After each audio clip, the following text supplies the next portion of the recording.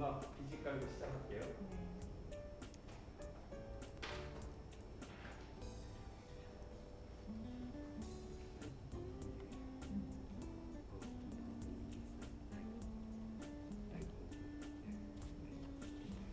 소리만 나요. 음악 소리. 제 마소리 나오고.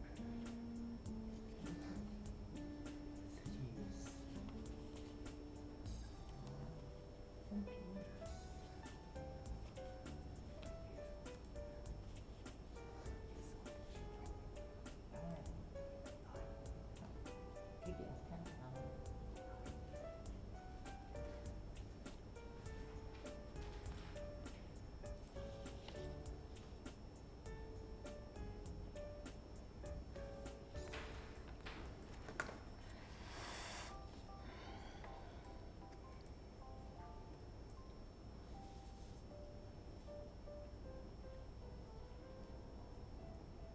잠깐만요. 스피커가 아직 안 들어오셨거든요.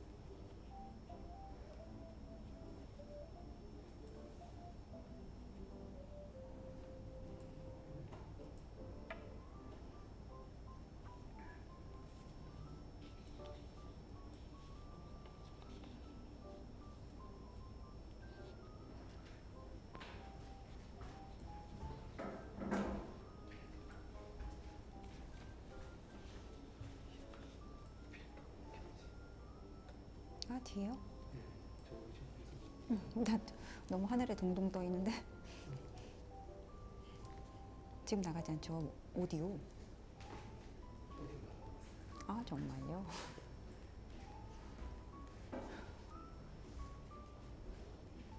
Good morning. Am I in the right room? Yes, Okay, Dr. perfect. Thomsen. I'm going to park.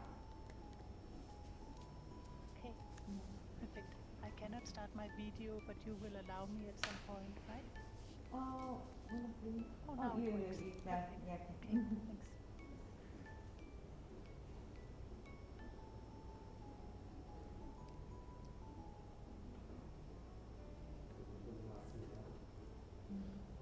스피커님 들어오셔서 딱 정확하게 시작하시면 돼요.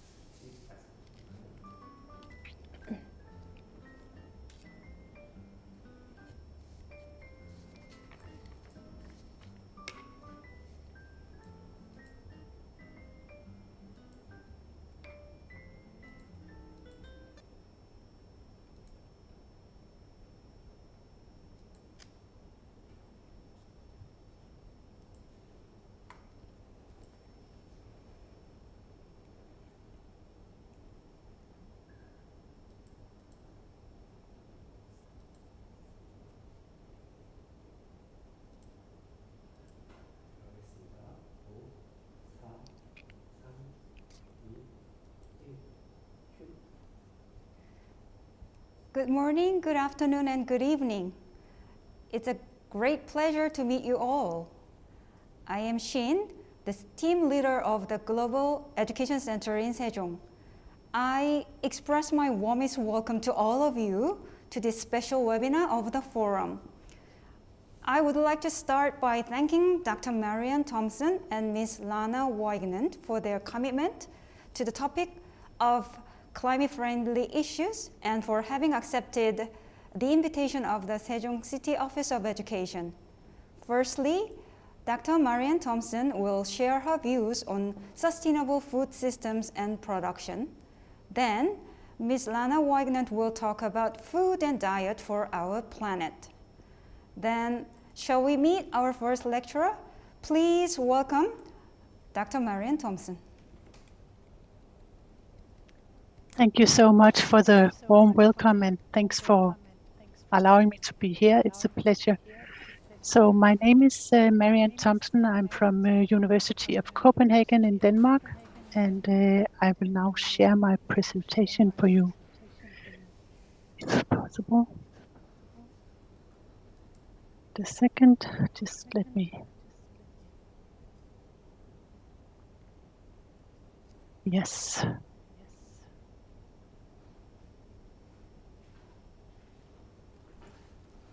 Oops.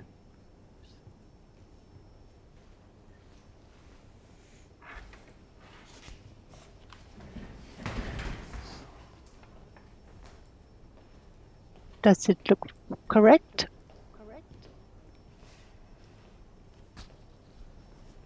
Can you see my screen? Sorry? Can you see my presentation? Yes. It's too small, I think. It's too small? Yeah. Okay, just a Open, second. please. Wait a second. I think it's because it's in presenters mode then, right? How do we do it? It worked yesterday.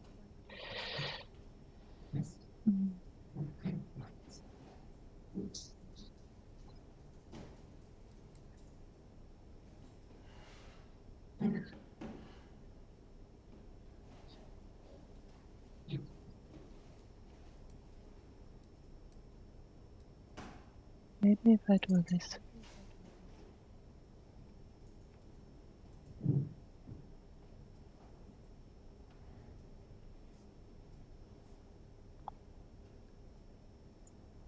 Better now? Is it better now? Yeah, better now. Okay, thanks. Thanks a lot.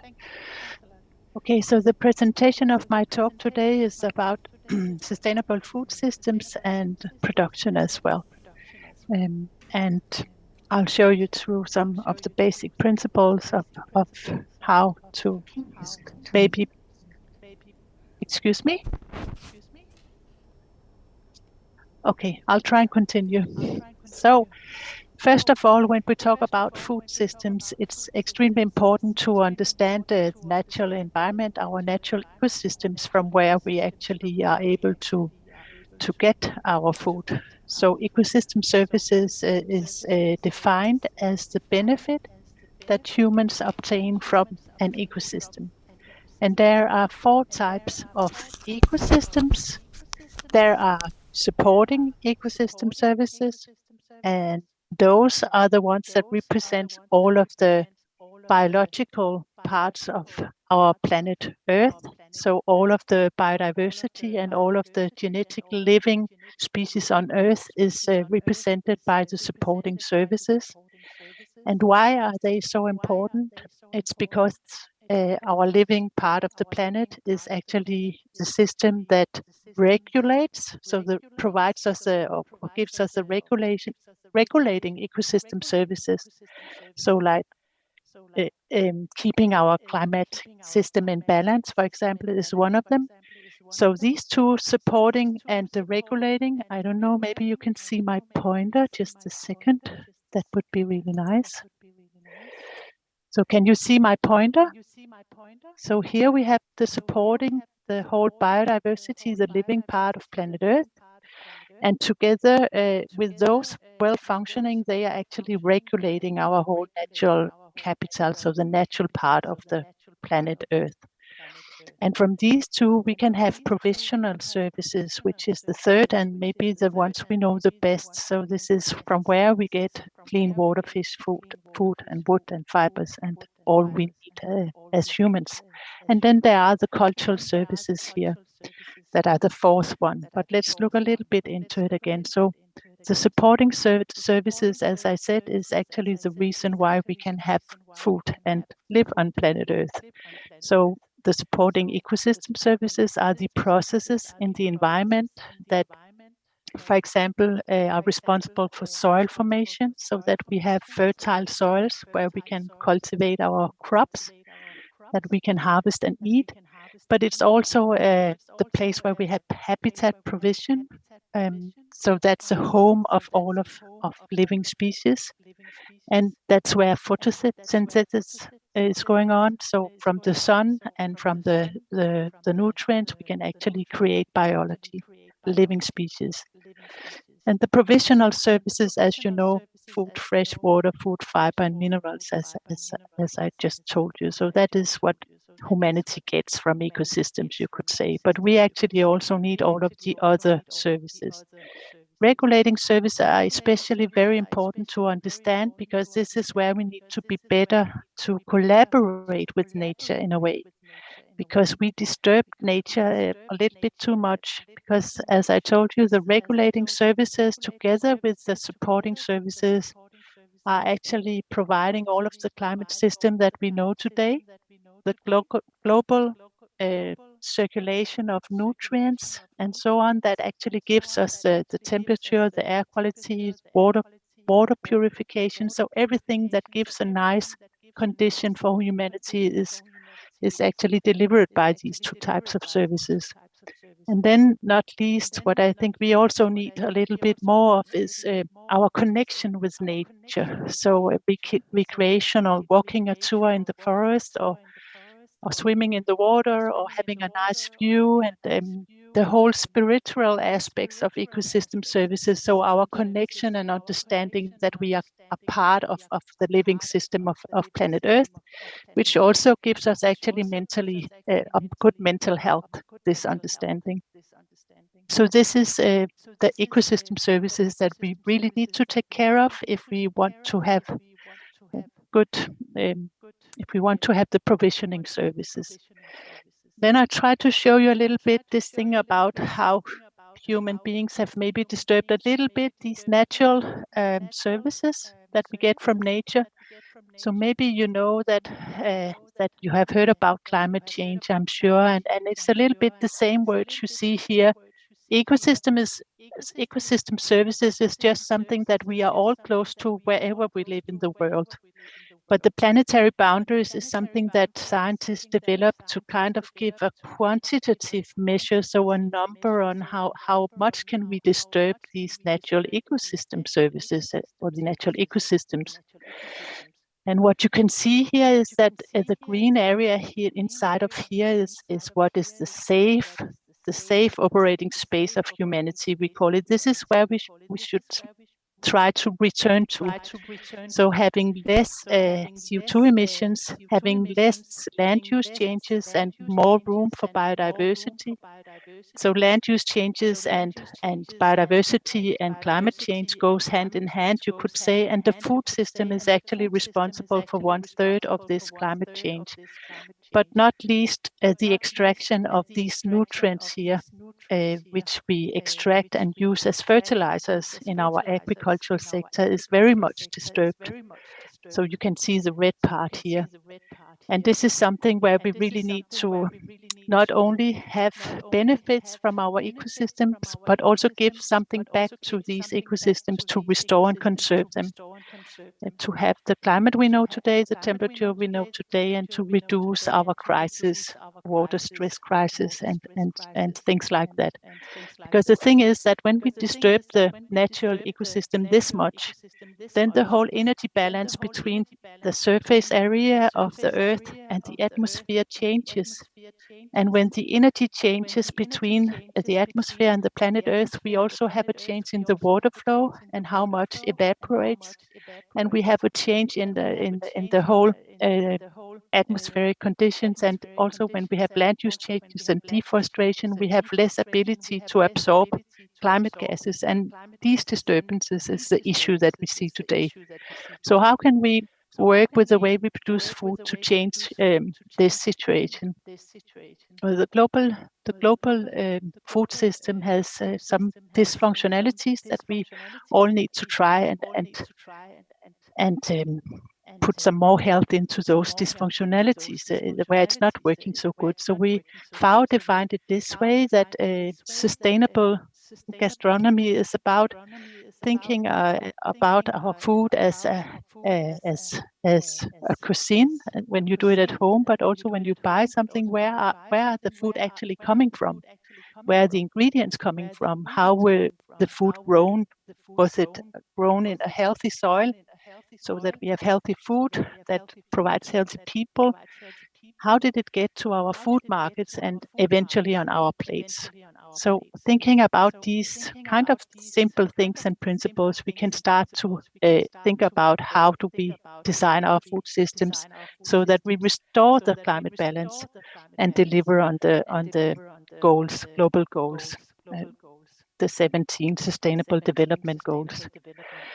So one thing when we talk about sustainable development goals and food systems is that actually right now, when we have the food supply chain, there we can see dysfunctionalities. If you look at the food supply chain here in the different colors, what we can see is that in different parts of the world, the more economic developed world, we have more food waste in the consumption stage, which means that we buy too much food and we throw food away that could have been eaten. So this needs to be corrected somehow.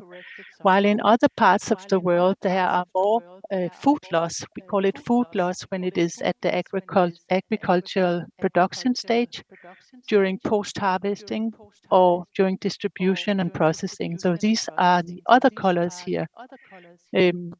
So could say in general in Global South, there are more of the food loss in the primary sector due to missing logistics and distribution and cold chain issues. But maybe it's also because our food systems have developed to become so global that they need to be transported a long distance to reach the mouth of the consumers or of the people. But maybe somehow some of this food could have had shorter chain, so a less distance between the production side and consumption side. So these are some issues that we need to think about. So around 30% of the global food production, and that's a little bit above 1 billion tons of food is wasted every year, 1.3, and maybe it's even higher actually at the moment. So we can also look at the type of food that we produce and the greenhouse gas emission. We also sometimes call it CO2 footprint or carbon footprint that is associated to the production of 1 kilo of food type. And as you can see, when we talk about red meat, here the beef, but meat in general, which we have a high consumption of that in my country, then it's really not good for the climate balance, because it's really high. It can be up to 100 times more than the pulses and the whole grains and the nuts that are the healthy, the environmental and also human health best performing food items down here. So it's just to illustrate that, and then in my country, actually, the government is really pushing towards a change in our whole agricultural sector to become more plant-based, because we know it's more healthy for people and it's more healthy for the environment. So this is one thing where you can easily, at an individual level, contribute to saving our climate and our planet, if you could put it like that. So here is an example of the footprint of the Danes where I live, and this is an average, and you can see it's up almost up 1.5. This is the high meat eaters, almost close to 2 tons of CO2 per person per year. And here we have a vegetarian, so a plant-based diet, which is lower than the two with the meat, of course. And then we have the vegan profile here, which is almost half than the high meat profile. And if we look at the planetary boundaries of these scientific numbers for how much we can actually have per person if we talk about all persons on the whole planet, then we talk about a global personal boundary allowance, which is around 1.2 ton of CO2 per person per year. So for every person on planet Earth, we can be allowed to emit 1.2 ton of CO2 per year. But that is for all of our activities. But then it gets really clear to you, I hope, that we really need to stop eating all of these meat food items and go plant-based. So that is an easy to do thing for every one of us, I think. This is put in a little bit different way. So if we want sustainable and healthy diets for all, we also need to remember really, and this is put like a wedding cake. It's called from the Stockholm Resiliency Center. Here you have all of the SDGs, as I think you know, the partnership up here, and then we have the economy related SDGs here, and we have the society ones here, and down here we have the biosphere. So what I told you about the ecosystem services and healthy environments. So this is life on land, biodiversity, life below water. Then we have the whole water cycle, and we have the climate change. So these four kind of represent the fundamental Earth process. So what keeps planet Earth healthy and stable regarding temperature, regarding the whole biodiversity and the ability of ecosystems to provide services to our societies. So why it's put like this is to understand that society we should reconnect to nature and be embedded inside of the biosphere, and only inside of here have the economy. It's a little bit like a little child that do not behave the economy right now. So we need to push it inside our healthy societies that are embedded inside of a healthy planet with a healthy and rich biodiversity. So this is what it's all about. And for this, there was a development of one goal with 2 targets here. So healthy food for all, and 2 targets to achieve healthy diets for 10 billion people that we will be in 2050. And also to set targets for healthy diets and sustainable food production. So how can we produce food in a way that do not degrade our environment, but instead restores the healthiness of these ecosystems? So this is what it's about, this global goal and the SDGs when we put it around the food system. So we should seek international and national commitments and work together across countries globally to shift towards more healthy diets and diets that allows everyone to have food. And so we should reorient our priorities instead of producing high quantities with monoculture as we have in the global north, at least. Then we should produce something that are more sustainable and also high quality. So that means healthy environments, healthy soils, healthy food. And then a strong coordinated effort to restore life on land and life below water, because we see these biodiversity crises. And not least, we should reduce our food loss and waste to less than 50% or to half the food waste before 2030. So to do that, to reduce our food waste and change our diet, these 2 things is what we need to do to save the climate and the planet Earth. We look at the food system, we need to eat much more fruit and vegetables and much more whole grains, and much less, in my part of the world at least, animal and dairy products, more plant-based proteins, and less high fat and sugar foods. So here is a representation of a planetary health diet. It doesn't mean that we all have to eat like this. This is just a way of calculating how a global average could look if we are to feed everyone on planet Earth in 2050 while keeping pushing the economy and the human activities inside the safe operating space. So restoring our ecosystems. So one example here I would show you is, can we actually have climate neutral food production? Now here we talk about life below water. And in Denmark, my little country, we have a huge livestock production, which means that we lose a lot of nutrients to the water. So we have excess waters and we have low water quality. And to remove all of these excess nutrients, what we started to do is to produce these lines where we produce mussels for feed and seaweed, as has been done in the global south for many, many years. You're much better at it than we are up here.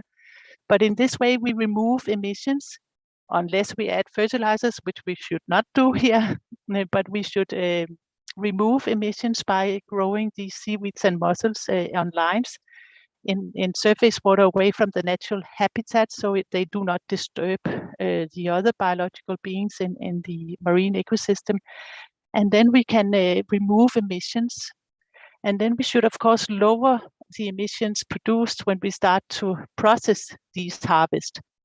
So right now we have an experiment trying to, for the really meat-loving people, to add seaweed to the feed that reduces the methane production during the growth phase of livestock cattle production.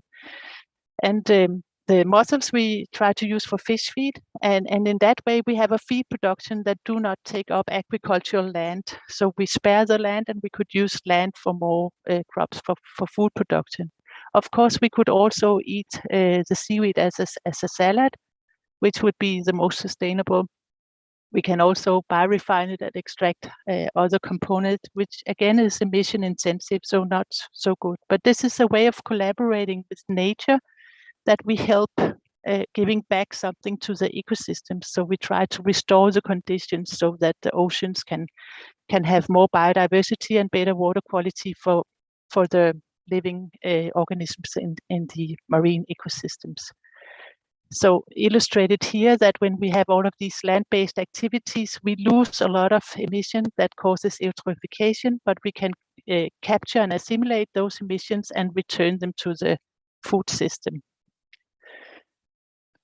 Another example, and that this is the last one, I hope I'm in time, is all of our big cities. So it is estimated that 80% of us will live in big cities in 2050.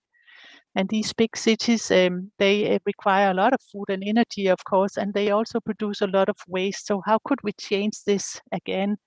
Because we cannot afford, if you remember, to extract all of these nutrients to produce mineral fertilizers. It's really bad for the climate. So instead, what we propose is that if we have unavoidable food, we should, of course, try to really reduce our food waste. But to the extent that we have this in cities, we should collect it and we should use it for energy production and use and process it to produce bio-based organic fertilizers, healthy fertilizers from the unavoidable food waste, and return it to our farms. It can be urban farms, but it can also be agricultural land outside the big cities, so that we return the nutrients from our food waste. And from that, we can produce local food, and we can also have an energy self-supply here. So in that way, we change the environmental footprint of our cities and have a more circular, healthy metabolism and giving something healthy back to the soil. I will end up with this slide explaining you in the context of the 4 ecosystems that we started with. So here you see we have food production as one of the provisional services. From that food production, there are some food waste. But if we take that food waste and instead return it as a biofertilizer to the soil here, then we build up carbon in the soil. and we support life below the soil surface. So all of the microbes living in soil, they will have good conditions to survive. And there, so we store carbon, we increase soil biodiversity, and soil biodiversity do nutrient cycling. So we have a more fertile soil. It also purifies water, removes toxic components. So, and then we have a healthy soil that produces healthy food for us. So this is also a way of creating something circular that relates, that gives something back to our natural environment, that restores it, so that it's not only us that gets from the natural environment, but we give something back to restore the balance. So healthy soil, I would end with this one, is really important. Of course, healthy waters are important as well. But we really need to work with the way we have, misused our agricultural systems, and go back to a more natural-based way of producing food in the agricultural sector that benefits the water cycle, the climate, because we build up carbon in the soil, and also the biological diversity that is needed for a healthy soil and for healthy foods. So I think that was my last slide. So I want to ask you to ask yourself, whenever you eat, what is the taste of sustainability? Where from do my food come? Where comes the ingredients from? Are they local? Are they produced in a sustainable way? How can I contribute with my behavior to actually save the planet? So that was all from my side.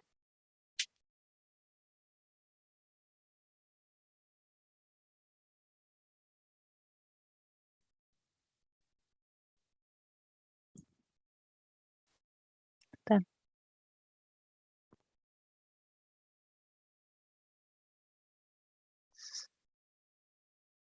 So if you have questions, feel free. Oh.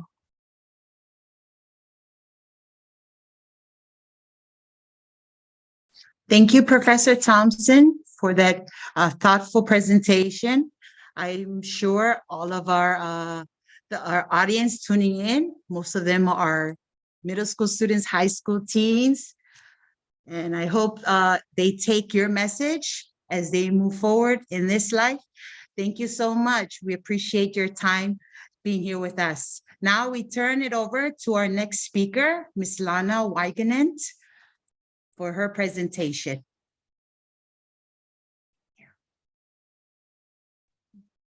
Hello. I am, oh, wonderful. Thank you so much. I'm so glad to be joining you here, and I'm glad that I was also able to see Professor Thomsen's presentation. That was really wonderful, and I completely agree with all of the class and the reactions that I'm seeing. It's great to be joining as well, and I'll be bringing a little bit more of the perspective of a young advocate, trying to bring in some action on these points that were just covered very well. So let me see if I can set up my presentation here. So I will be talking today about food and diets for our planet through the scope of diet change and not climate change. I want to start just with a quick poll. So if everyone can go to this website, it's slido.com, and then put in this code.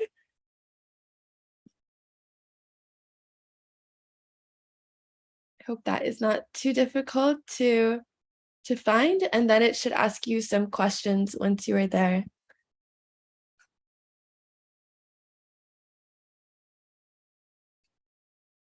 So I'll just give a minute or two, and I think it should also be helpful that we just received some really great information around both food and diet. So I think these questions will be pretty easy for you to answer. But I just want to start by getting a little bit of an idea, kind of what the thinking already is in the room. So let me see if I can put that in the chat as well, if it is helpful. Slido.com, and then the code is on the screen as well.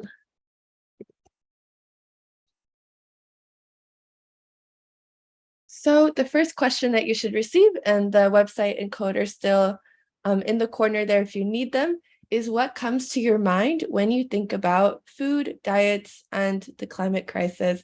So I think Professor Thomsen has already given you some really wonderful ideas for what you could write here, but I'd love to know kind of some of the top terms that are on your mind.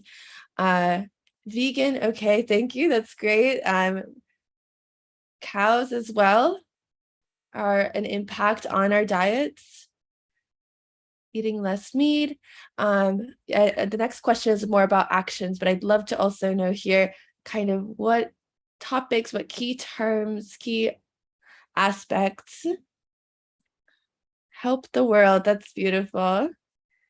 And so another way that this word cloud works, aside from just adding in everything that you're inputting, is that the words or the topics that are voted for more will appear larger on the screen. So it looks like there are a lot of submissions for vegan, and we did see that wonderful chart that kind of showed how much lower the greenhouse gas emissions can be, right, for a vegan diet versus a carnivore diet, or even just a standard Danish diet, which is pretty similar to a standard Western diet, I would say, here in the US or in a country such as the UK or Western Europe. Biodiversity, that's interesting too. Sustainable diets, we can take control of our diets. Yes, that's wonderful. I'll give a few more minutes. I see there's still people typing. And you're able to submit more than once if you have multiple ideas as well. I love all the ideas that we're capturing here. I think we're also getting some key takeaways, such as more plant-based, unvegetarian, and vegan topics. Looking at animal products, such as cows, meat. Trying to move my screen around to make sure that I'm seeing everything.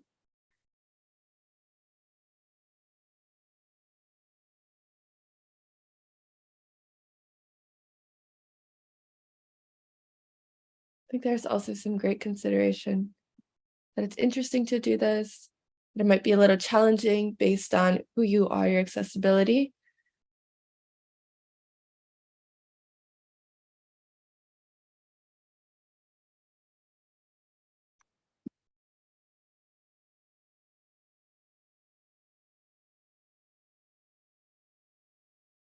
Okay, looks like some of the main outcomes are still plant-based food, vegan, vegetarian, and our ability to take control of our diet.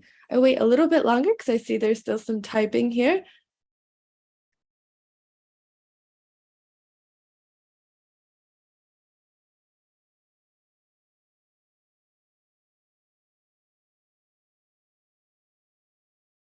Great. I think we got some really wonderful outcomes to think about as we kind of go into this conversation as well. And then the next question is, what actions based on that should we take for this more sustainable food and diets in the face of climate change? So applying the information that we've been hearing about sustainable food systems, sustainable food production and consumption, what can we do? We should avoid eating non-veg, less meat.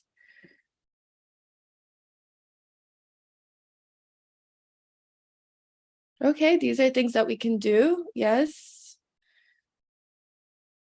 Stop wastage, of course.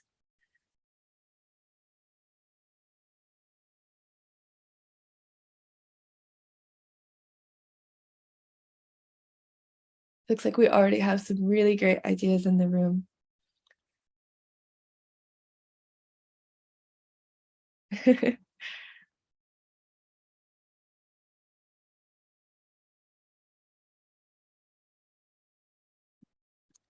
Looks like we have a lot of power to have an impact, right? There's so many different things that we can do.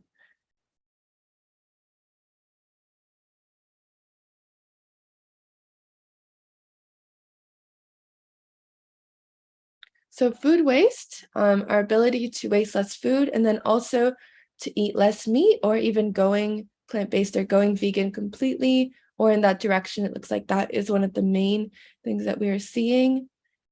Also some more around some more ideas on eating local, eating more fruits and vegetables.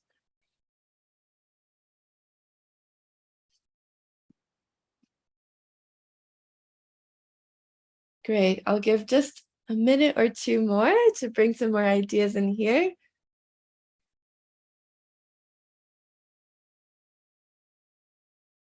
I think this is a great way to see what you all are thinking, and we have some wonderful ideas in the room. So I see that you've had some great presentations already.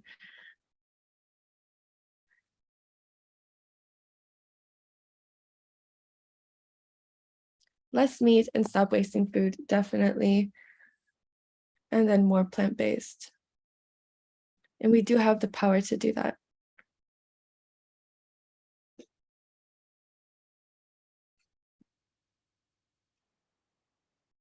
Amazing. You have all some amazing ideas, and something that I want to launch into. First is sharing a little bit of my story. So I think I'll go ahead and do that. One last person typing. Great. Thank you all so much. So I'm going to start a little bit of my story. 3 years ago in 2019, as a student and also a teenager and adolescent, I started this campaign that was asking a large chain here in the United States to offer plant-based options. And the reason for that I put down when I was asking was that I was concerned about the environment. I was concerned about climate change. I wanted more environmentally friendly options and also animal-friendly options, and that took into account the climate crisis. And I was asking this large location of food that has they have their franchises across the country, across North America and other countries as well, to add this plant-based option, because I used to go there when I was younger, and now as a busy student and someone who wanted these options that were better for the environment, I wasn't able to have that. So I started this in the summer in 2019 as a student, and I wasn't really expecting to hear back from them anytime soon. I was thinking that I would put this ask out there, I would get some of my friends to sign and support and ask them to share as well. And I would kind of do some work around trying to get some awareness for this campaign and trying to get this noticed by this large company of food.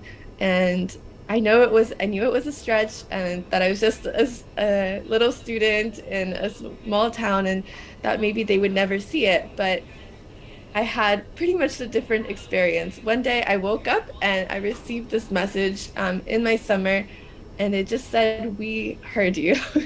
And at first I didn't know what that meant, but then I started looking a little bit more closely. It came with an image, and it had the name of the food chain that I had been asking to add a plant-based option, and also this plant-based protein brand also in the name. So I looked up who had sent me this message online and social media, and it was the chief marketing officer of that brand. And then I went on to Twitter as well, and I saw that they had announced that they were going to launch this plant-based option, and that they had tagged me as well in the announcement from the chief marketing officer. So at this point, I'm thinking it looks like they have seen my ask and that this is going to be launching. So this is a little bit of my experience and doing something that I didn't really think anyone would notice, and that I didn't think it would really be able to realistically have that impact. But then all of a sudden it was coming true. And this is the full graphic that was attached. It was talking about plant-based food, has great taste, and that I would be launching this new plant-based option, which is exactly what I had been asking for. I also received a message from the chain itself. So the entire representation online of this company that I had been asking, and they also said that they heard what I was asking for, and that they would be adding this sandwich, and that they would be adding this option for young people and everyone else, starting in one city, and then they ended up actually expanding it across the country as well. And they asked if they could send me some materials. So of course I said yes. And this is me and what they sent me. They sent me this enormous robe, which is kind of ridiculous with their collaboration. And this is also the sandwich that they had in their locations. And they also sent me a personal message on seed paper, which you can plant, which I thought was really amazing. And kind of just saying, hey, we saw what you were asking for. We saw that a lot of these people were supporting you, especially other young people who agreed with your experience of wanting more environmentally friendly options and of wanting to be able to eat that in our chain. And we saw that and we understood that, and we went ahead and launched this option. And so we declared victory on the campaign and shared that globally on the platform that had been gathering the signatures, which is very exciting. We also got media from the experience, so in Fox News and business journals, kind of sharing how my experience as a student, that I was able to get the attention and of this larger company, and that they did end up going ahead of the option first in New York City and then across the United States. And it was really amazing to be able to do that. And it didn't end there either. I then received the opportunity to speak at the UN about how we were able to bring more plant-based options and how that is a climate solution. How, as we're looking to climate change and sustainable food systems, having plant-based options available in more communities is a way that makes it easier for us to eat more sustainable food. So it was an amazing experience overall. And it kind of just goes to show that what you do does matter. You might think that it's not noticed or that no one would ever look at a petition or a campaign or a call to action that comes from a student wanting more environmentally friendly or more plant-based options. But I found absolutely the opposite to be the case, and that no matter how small or young or insignificant you feel that your voice is, that isn't the case at all. And that you have no idea what can happen if you go out and try to do your best with these actions, and also to have a larger impact and to kind of share your feelings about wanting more environmentally friendly, sustainable options, because there's so many people that agree with you. So why does this matter? Here's a little video to talk a little bit more about the topic.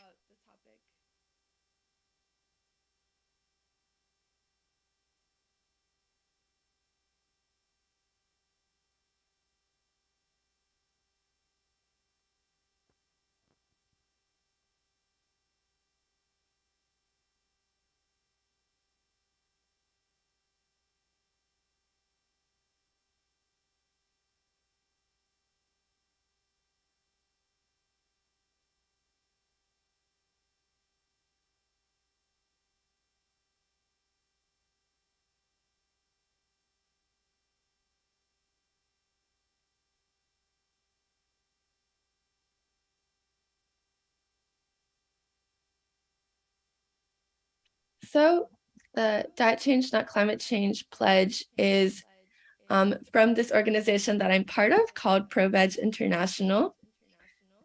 We're a food awareness organization, and we're working to transform the global food system. And one of the ways that we're doing that is by making plant-based and also plant-based protein and cultured alternatives more predominant.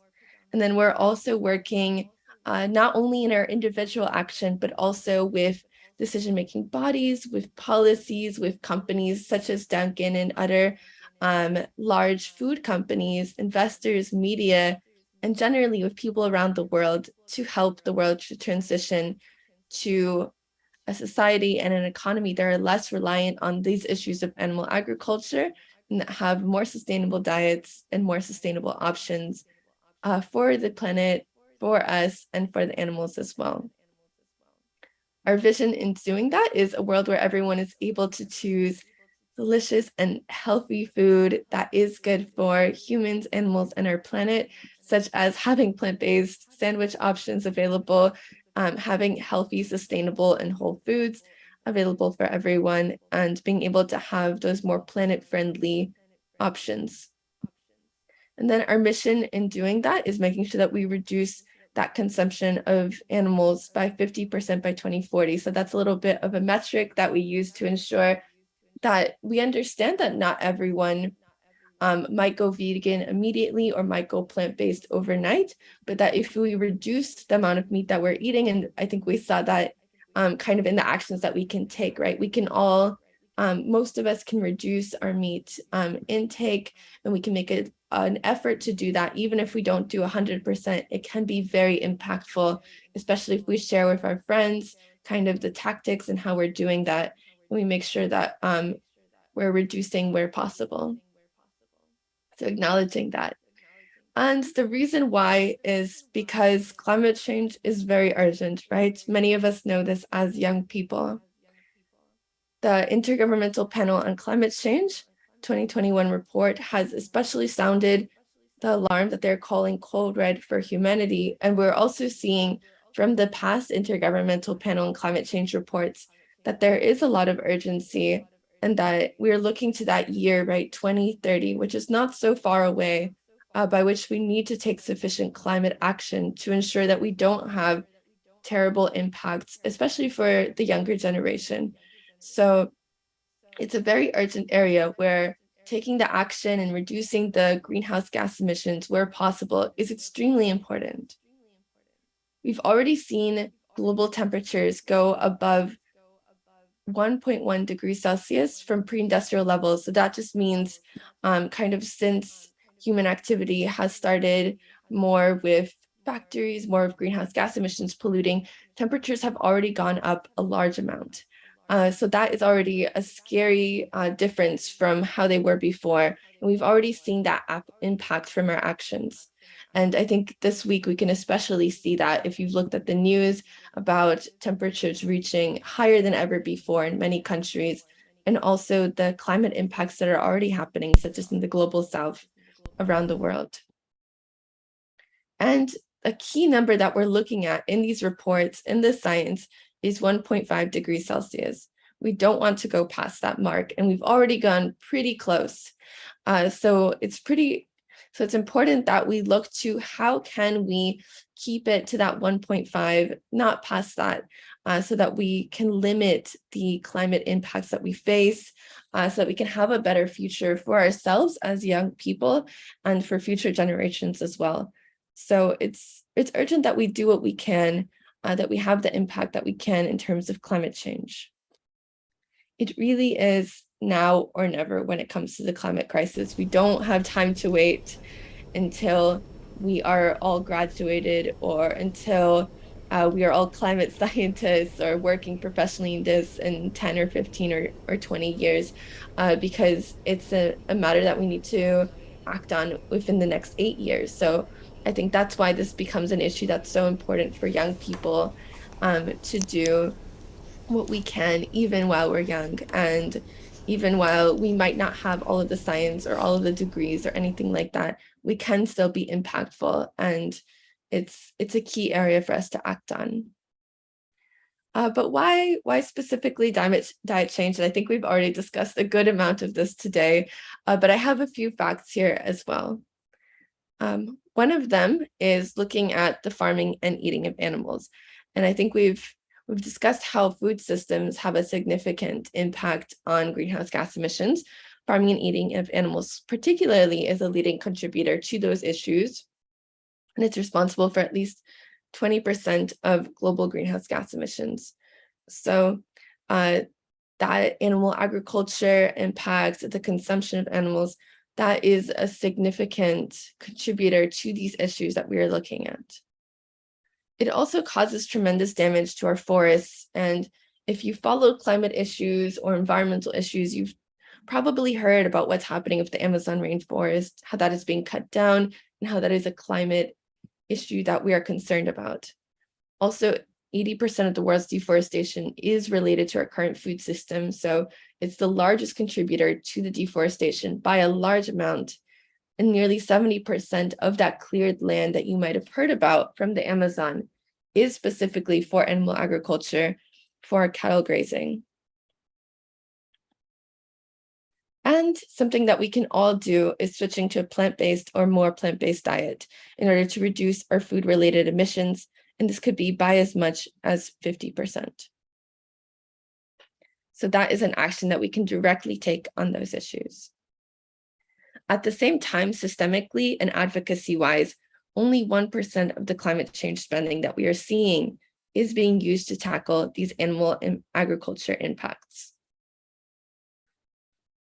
So we can take individual action, we can also advocate and talk about and share on these issues and how we need systemically the policy to also change and the priorities to change when we're looking at climate change and making sure that we're acknowledging these large impacts from food systems and from diets and consumption.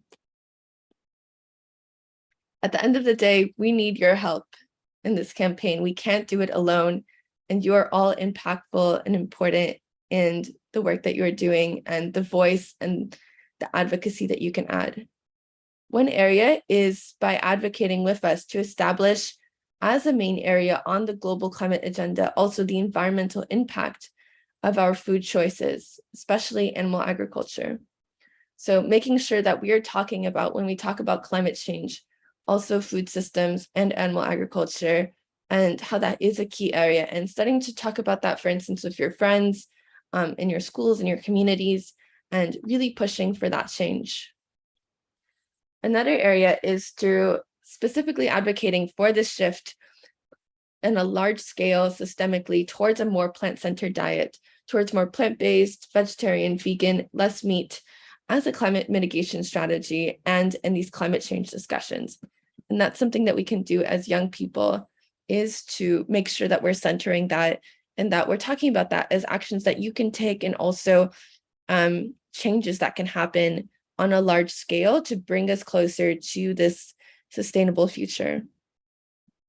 And then the last way that you can help is to help us secure a more sustainable future for our planet, for people, and for animals through making changes to your diet.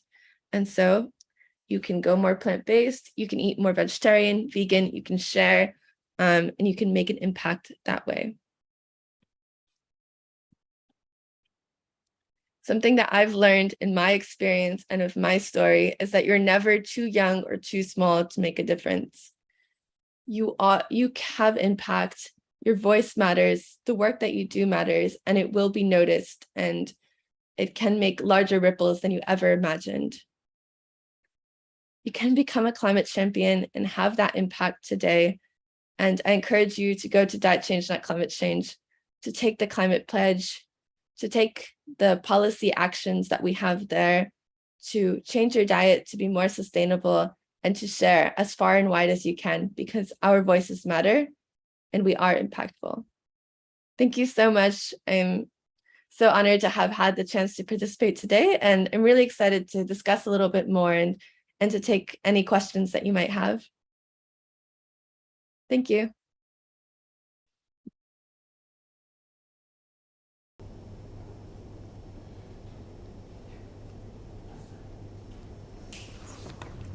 Thank you so much, Lana, for that great presentation. A lot of useful insights, and thank you for sharing your experience. I'm sure our youth really appreciate you joining us today and sharing your knowledge and your initiatives and what things you are a part of that they can utilize and take those as an examples in their own community and wherever they're tuning in from. Thank you so much.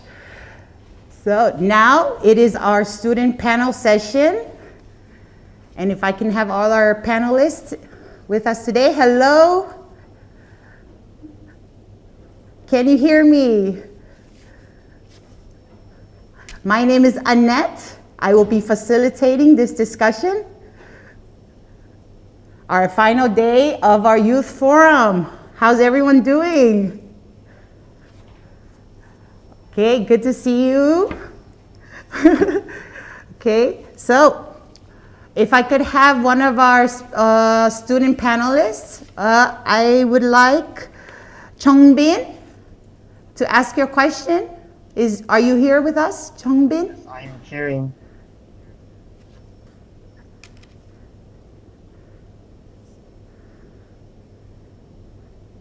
Hello?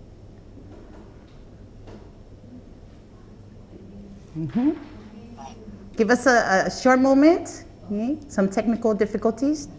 Don't go away.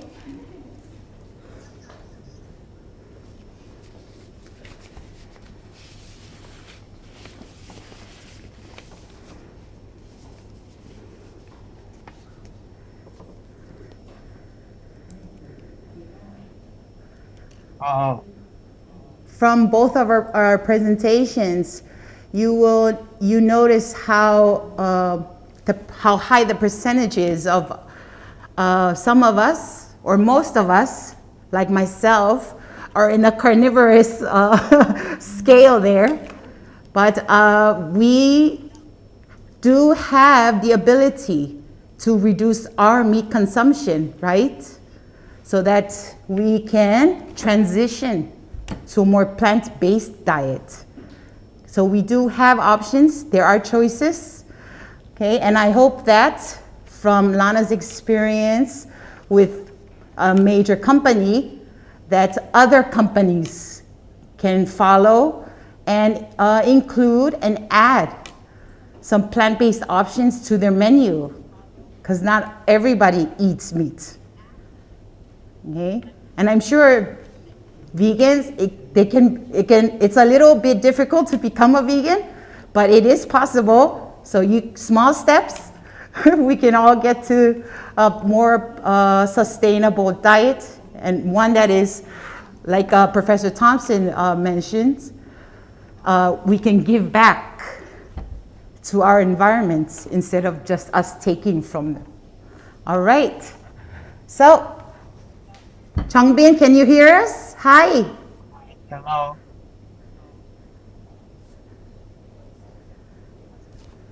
Can you hear me?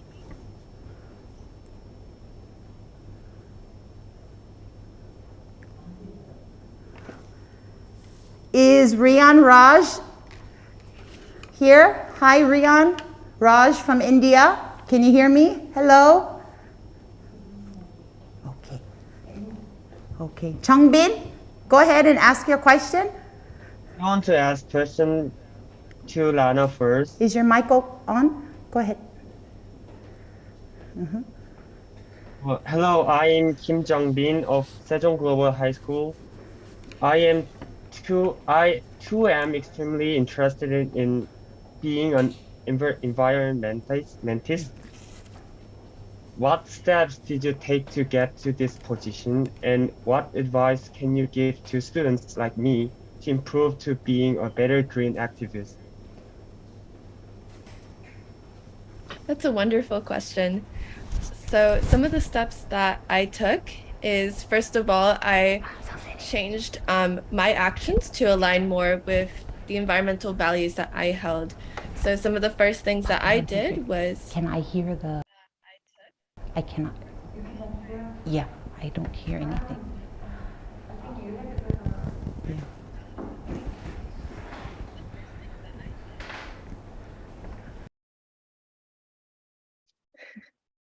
Can you hear me okay?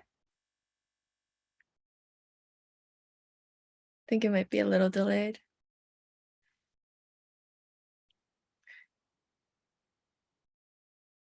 Yes, can you hear me as well? Okay, perfect. No worries. Were you able to ask? Can you hear me as well? I'll ask again. Hello, I'm Kim Jong-bin of Sejong Global High School. I too am extremely interested in being an environmentalist. What steps did you take to get to this position, and what advice can you give to students like me to improve in being a better green activist? Yes, so maybe I can launch into this again. One of the first things that I did was taking individual action. So, for instance, on the diet and food system side, I changed to a more plant-based diet. I also started doing what I could in terms of taking more sustainable transport, such as using the train when I could versus a car, or less flights whenever possible, not buying from fast fashion, things like that that we can do individual action wise. Food systems is one of the most impactful, definitely. And then transport and fashion are two that also make a difference that we can do. And then aside from that, I would highly recommend getting involved locally. So one of the best ways to start as more of an activist is with your local organizations. So often you will have these clubs or organizations in your school. Often people start with your high school or your university. They will often have these student groups, such as on environment, on climate change, on action. And that's a really great way to get started, is just with the group of people that you're already in, right, in your school, and starting to see what they're doing on environment and climate change. Often you'll have local groups also in your city, in the town that you're in. And that's one of the most natural ways that people get started in activism, is really based on where you are already, right? The communities that you're already part of. And I think that's the journey that I've seen in common for a lot of young people doing this work, from individual action also to activism and advocacy. And then from there, learning more about what areas you're specifically interested in. So for me, I started developing more at the intersection of climate change and food systems, and seeing what organizations were doing sustainable food systems work, especially from a youth global climate movement perspective. For you, that might be if you want to focus more on climate justice, maybe in your region, if you want to focus on plastics or fossil fuels or renewable energy or whatever that might be, you can kind of start learning more about it as you get more involved. So I think it's just great to get started where you can, and then it kind of does flow naturally from there. And many of these large organizations will have chapters or smaller groups in your community. So for instance, Fridays for Future is a global movement, but they'll often have smaller groups within different cities or schools. And then that's the case for a lot of different organizations as well. And if you reach out to many of us online, we're happy to help. For instance, I'm part of Zero Hour and Youth Climate Save, and we're always looking for more young people to be involved. So I think that's something, it's a movement where anyone can really join, and just getting started where you can be very helpful. Thank you. Thank you. Thank you, Jongbin. Thank you, Lana. To Professor Thomsen, one of our questions from our audience: how does the food we eat impact our climate?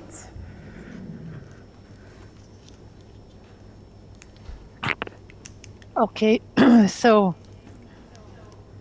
first of all, there's transportation of food globally that has a bigger impact on climate than we thought. I think it's around 12% or more of the climate emissions from the food system that relates to food transportation. So that is one way. So when you impact the climate, it's with either CO2 emissions from transportation or from methane emission from livestock, enteric fermentation. So that's when the cows burp or fast, so to speak, there's methane emissions. Then it's from the whole feed production, which requires a lot of fertilizers to be produced. So that fertilizer has a huge CO2 footprint again. I don't know if you have heard about the Haber-Bosch process for producing nitrogen mineral fertilizers. It's one of the biggest CO2 emission processes that we have on planet Earth.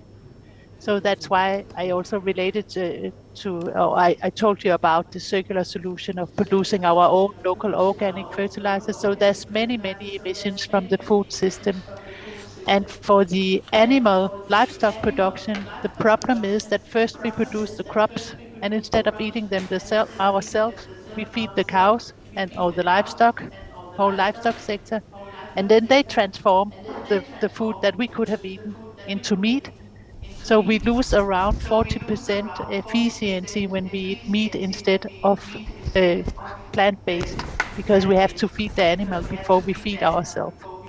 So climate change is coming from methane, nitrous oxide, and CO2 emissions from either livestock production or crop production or from transportation. And methane, by the way, has a global warming potential of around 25. It means that it's 25 worse than CO2 in changing the climate, while nitrous oxide is around 300 times better at changing the climate, so to speak. So it's even worse. So when I showed you this offshore seaweed and mussel production, especially the seaweed production that assimilates the nitrogen, then we actually help reducing the amount of nitrogen that we emit to the water, which is being transformed into nitrous oxide and emitted to the air. So we have some options, but as I said under my presentation, the global transportation of our foods and then the livestock sector is two places where we can really reduce the CO2 emissions from our consumptions of food. I don't know if that was explaining some of the things. We can, of course, also restore our soils, as I said, because the way we have produced food from intensification of our agriculture system has actually destroyed our soil systems, creating compactation of the soil. So it cannot hold the water as good anymore. And then we have the surface, we have desertification, we have mineralization, we break down the soil system. And when we do that, the soil cannot store the carbon inside of it. While if we have a healthy soil with a lot of microbes and soil organisms, we can build up carbon in the soil. So there are many ways that we can actually help the natural system to help us to restore the climate balance by treating it in a way that it absorbs CO2 emissions instead of releasing CO2 emissions. I don't know if that was an answer. Thank you, Professor Thomsen. Yes. Mhm. What we put in the soil affects the way our food is grown. Okay, so it's really important what we put in the soil, because soil provides nutrients that makes our food grow. Thank you so much. Lana, how does food we eat impact our climate from your perspective? I agree with exactly what Professor Thomsen said. It's the food loss and waste impacts our climate. The meat in our diets, such as eating a more plant-based diet, is also impactful. When we look at food production, such as transport, how far the food traveled, that is also an impact. If you're going to have food that's more local, that didn't travel as far, that can decrease the food's impact, how it's grown as well. Those are all things to consider. Of course, when it comes to individual action, I often think about what is most impactful for us to do, right? What can decrease the greenhouse gas emissions the most? Because often there's so many individual actions that we can do, such as with the whole, from the environmental movement, plastic straws, right? We really got stuck in plastic straws, but they're not really the biggest way that we can decrease our environmental impact, is whether we use what kind of straw or not. But one way that we can really decrease our environmental impact is through less meat and no meat if we can, because that is an enormous contribution. And then all these additional things are also great. If we can buy more local, if we can have less transport, these kinds of efforts that we can make. It's all about doing what you can, is how I approach it.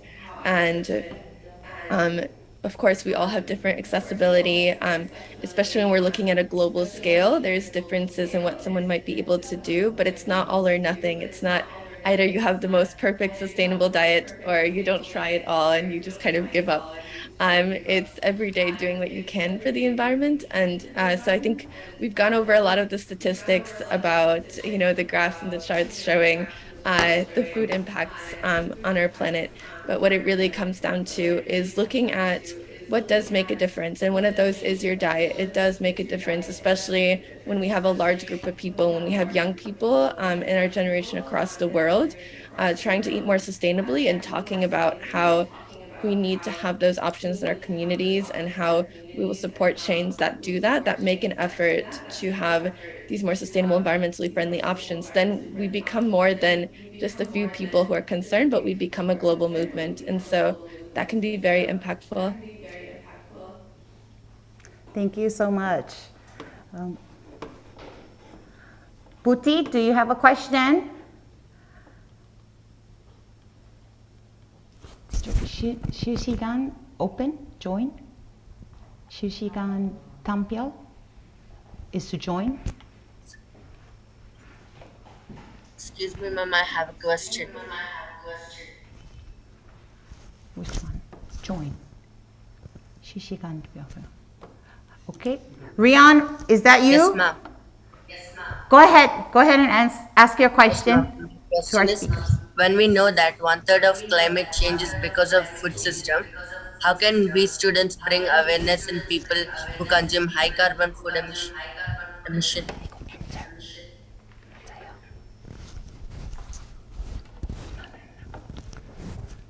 Okay. Lana, go ahead.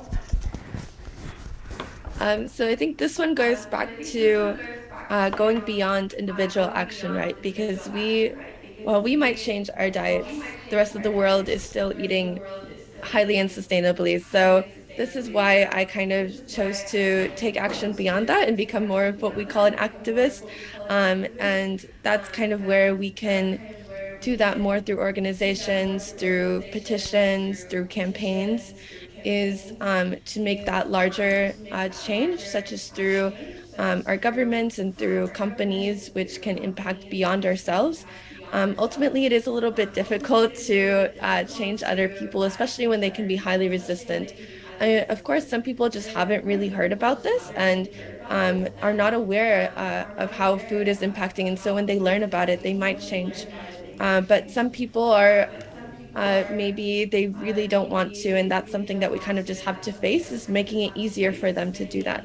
So kind of changing the policy around them so that the world makes it more normal, for instance, to have these less meat diets. And one of those ways is, for instance, through having kind of changing what's served. So having working with your school to have more plant-based food. So that just kind of becomes what everyone is eating. Having more a default veg approach. So kind of changing what the normal is or what the default is to something that is more vegetarian or vegan. Changing kind of like the procurement, which just means what your government or your city buys in terms of food to be served, what the dietary recommendations are. Those are ways that we can work to change the world that is existing around people and kind of what it's pushing us to eat by default. Because honestly, most people just eat what's convenient and affordable. And those are some of the biggest factors, is if the food tastes good, if it's easy to obtain, if it's not too expensive. And so if we start changing that, we can end up changing way a lot further than ourselves. And a lot of the way that our current food systems function and kind of what it's pushing people to eat is not just by some natural occurrence, but because of the power of the, for instance, meat and dairy industries in many countries. They've been able to receive what is called subsidies or government support that makes those products cheaper artificially. So it's not because they're really cheaper to grow a lot of grain and to then feed it to cattle and to then sell, for instance, beef in the grocery store, because that takes a lot of resources and a lot of effort versus just directly eating the grain or the legumes. But because those industries have currently policy support that's coming from governments to make those products cheaper. So when we start changing these systems around us, advocating, for instance, for that government support to go towards fruits and vegetables and legumes and healthy foods, that will support people being able to obtain those, and having dietary recommendations, for instance, talk about sustainability and the environment. Those are all campaigns that we can get behind. And we do have some more information about that on dietchange.climatechange.com, and also through youth campaigns such as Youth Climate Save and the Food at COP campaign, if you want to check out some of that work. Ma'am, Marianne? can I ask another question? Okay, sure. To Professor Thompson or Lana? It's just a Both? General general question? Yeah. Okay, sure, go ahead. Okay, ma'am. Why can't we make the awareness like COVID-19 when there is such a crisis for the planet?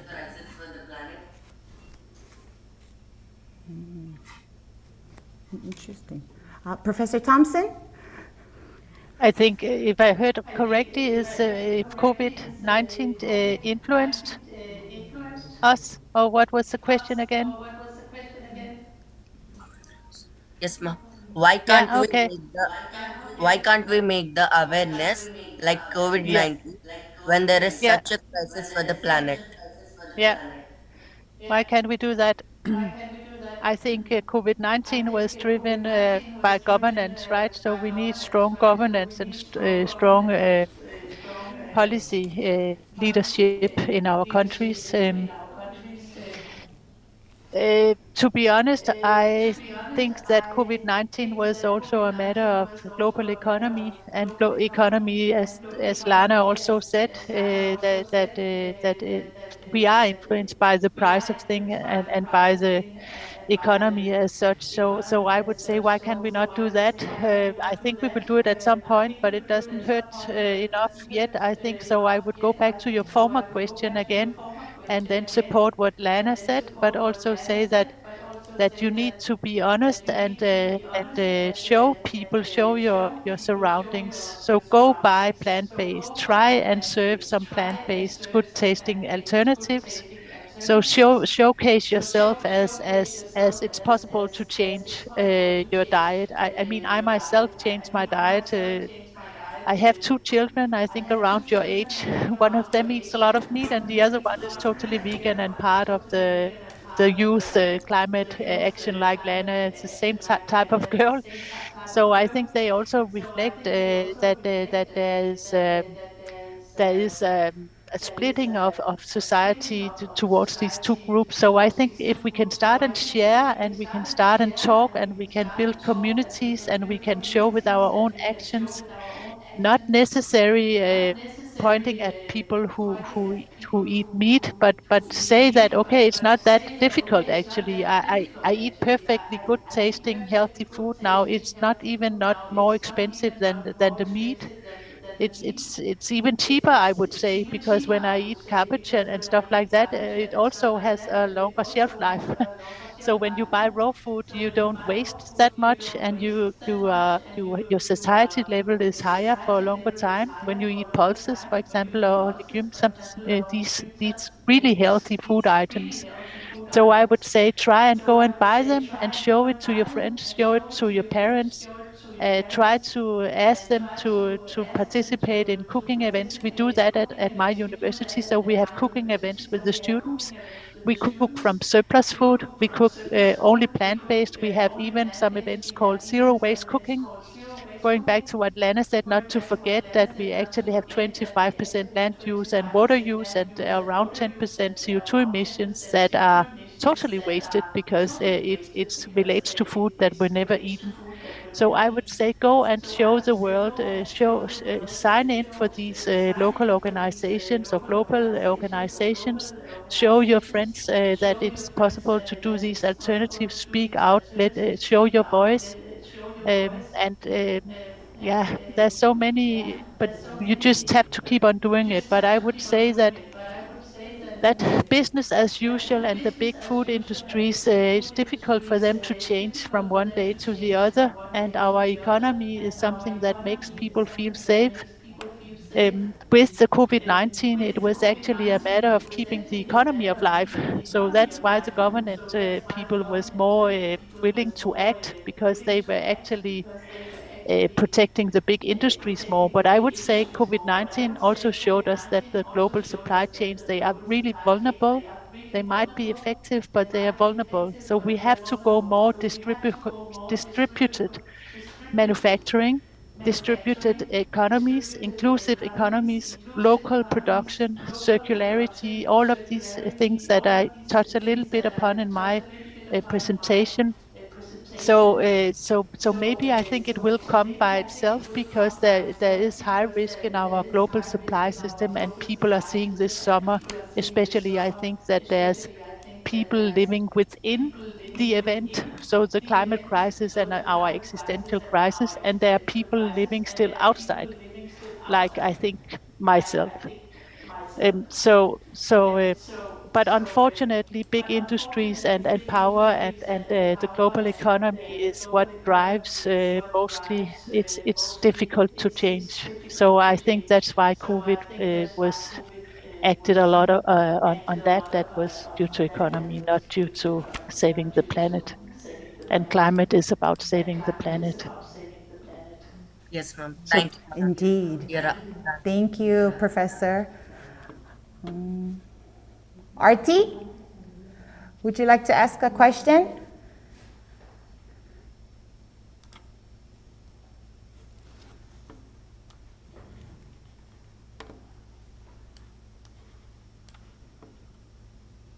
Go ahead, Mount 2011. You have your hand raised.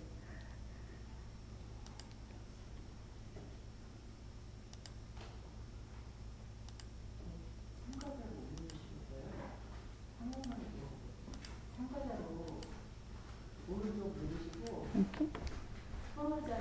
What's going on? Here. 안 나와요.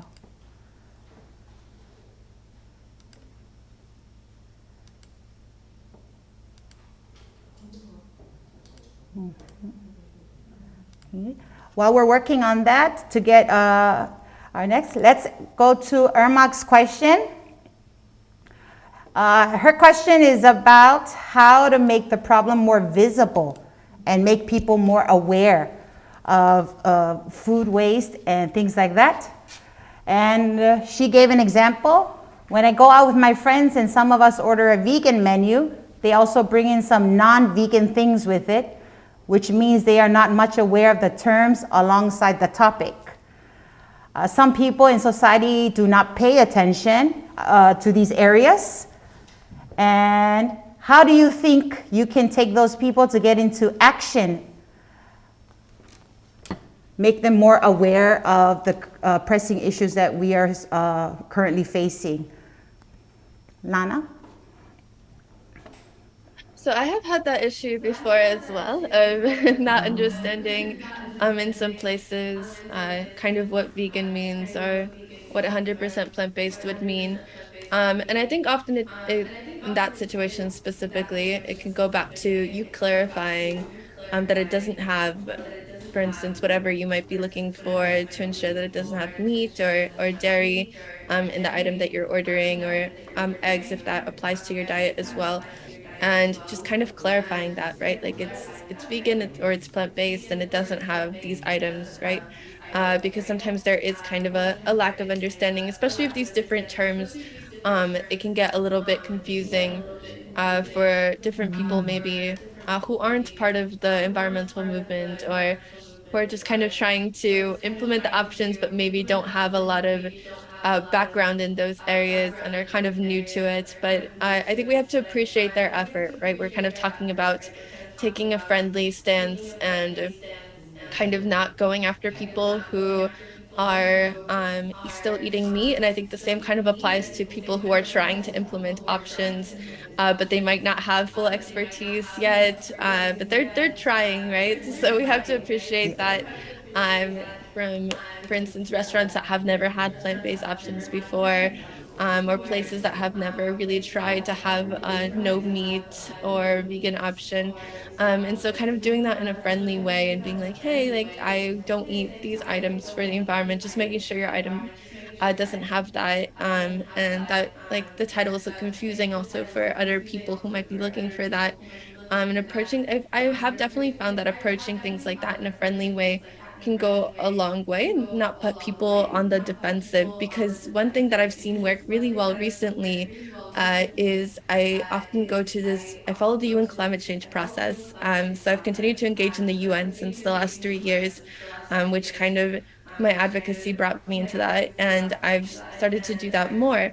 And one thing that I saw that worked really well in the UN climate change meetings and negotiations that happened last month is that this one organization, they had a plant-based food truck with free plant-based food outside of the meetings. And they weren't yelling at anyone. They weren't saying, hey, you're killing the planet. You, the meat eaters, you're the problem. But they were just offering the food for free, right? And so many people that would have normally been consider themselves not vegans, not plant-based, not really in that area. They just wanted free food and they tried it and they ended up loving it. And so that really opened their minds to start thinking more about plant-based. Also in the negotiation room when after they were back from their free lunch. And I saw this also happen in the United States. A similar thing with a kind of like free plant-based food was done outside of Capitol Hill, which is the national policy. The people who work basically national legislation for the country, they were also getting free food and then kind of opening up to this idea that, hey, it's actually not bad like I thought it would be. So I think that kind of friendly approach can go a very long way and open up people's minds. So I hope that can be helpful. Thank you so much. Artie, can you hear me now?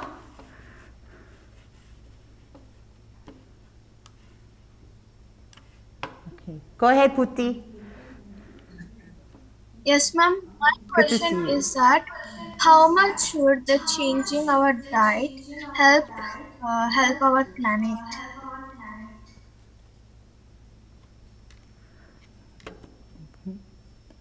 Thank you. Professor Thompson, you want to get this one? Yeah, if we do it really well, then we are 1/3 of the way towards where we have to be. So it's 30% of the global emissions is from the food system. So if we could go climate neutral there, and restore the soil and get more trees, more agroforestry, maybe conservation agriculture, as we call it. Local short chains is also something. So local supply. We produce tomatoes in Denmark, but we also import it from Spain, for example. I mean that we don't need to do that. So we can do 30%, but we need to do a lot of other things as well, like having green energy system.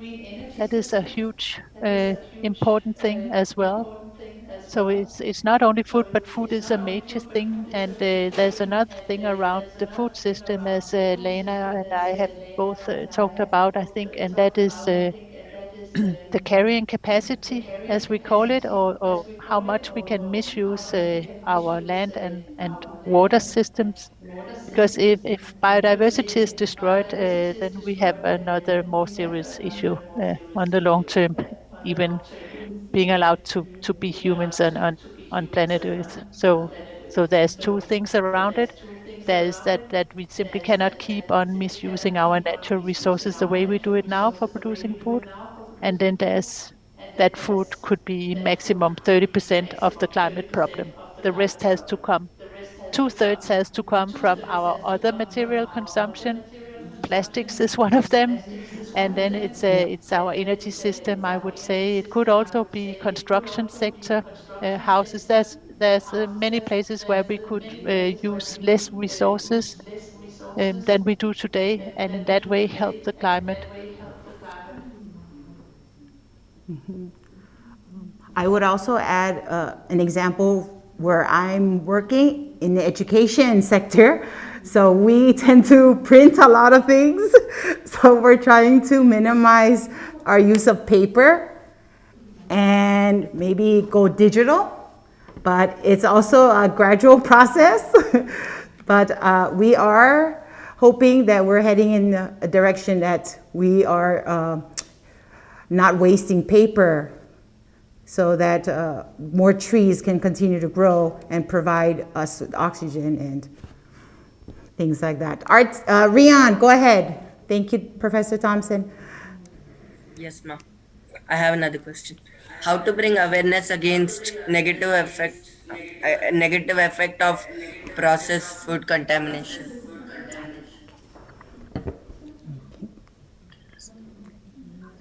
Lana, go ahead.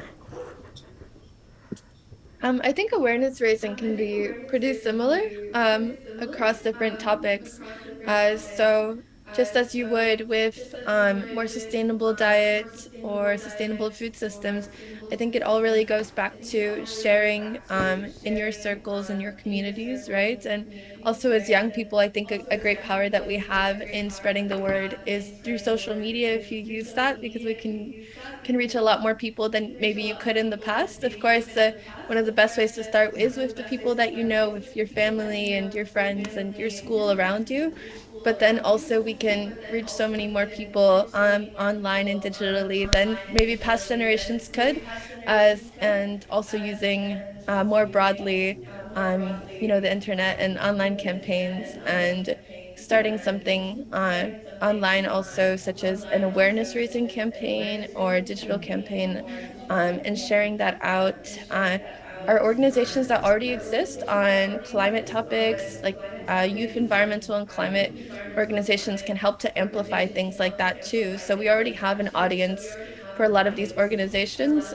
So if you go through one of them and, for instance, partner with or ask a larger organization to kind of share out your call to action, your campaign, that can also reach a large audience of young people passionate about the environment that are already there. So there's lots of different ways to do it, and I think one of the first ways to start is locally, and then you can go from there. Thank you very much. Again, no matter how young or old you are, we can make a change. We can do it. Okay? We are the change makers. Okay? May I ask another question? Final thoughts, Professor Thomsen? I would say just buy organic food, then you at least eliminate the mineral fertilizer and the pesticides, and you save a lot of biodiversity already. So buy organic and plant-based. Right, Lana? Yeah. Lana, final thoughts for our audience? Thank you, Professor. Thank you so much for having me participate today, and it's been really great to hear from all of you and your passion for spreading the word, for getting involved, and for making a difference. And I feel very inspired because I was feeling the same way, and I kind of wanted to know what I could do. And I think from my experience, I've seen that there is a lot that you can do, a lot of impact that you can have, even when you feel like nobody will hear you, and that you're just kind of shouting into the void. I promise you there's not, and that there's a lot of us out here who want to support you, and that our generation can make an enormous difference, and we're already doing so. So I invite you into that movement, and thank you all for your passion and your interest. Yes. To our audience here, this is another beginning. You being a part of this forum, you can learning things from here, from our speakers for these 2 days. You can take that with you and share it with your peers, even in your families. Thank you so much to our speakers. By show of clap emoticons, let's clap our speakers for being here with us. Thank you so much. So don't go away. I'm going to turn it over to our amazing hosts from yesterday, Dongri and Yu Chan, to close out our forum. Thanks, everybody.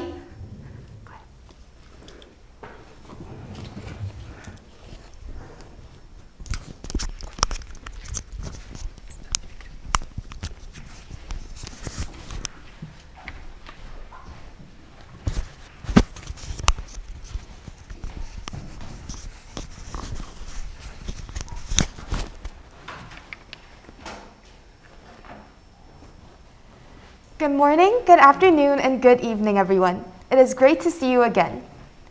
The Sejong Youth Forum has been a time for us to ponder how to protect our environment where we continue to live together. Right. I've learned a lot from the speakers who also reminded me of the many things that I was aware of but could not directly put into my daily lives. This forum has provided me with the chance to renew my commitment to a sustainable planet. I feel the same way. The main lectures were delivered in a virtual format, but here in Sejong, various activities and exhibits were accessible through the hands-on classroom. The overseas students who could not be here in Sejong in person must be very curious about what the hands-on classroom offered. Luckily, Jong Da-eun will walk you through the hands-on activities on day 1. Taeun, are you ready?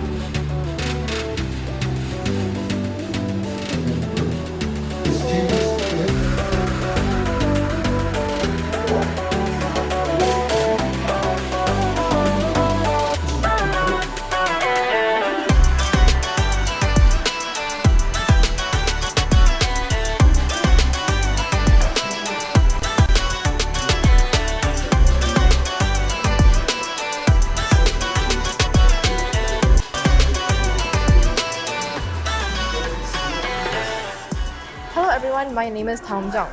Right now, I'm at the Sejong Community Media Center where the hands-on activities of the Sejong Youth Forum are taking place. This place is already crowded with Sejong students and they all look excited to participate in the various activities and exhibits we have available here. It is a shame that the students from overseas cities cannot be here with us in person. So, I'll walk you through the program and help you understand just like if you were here. Let's get started.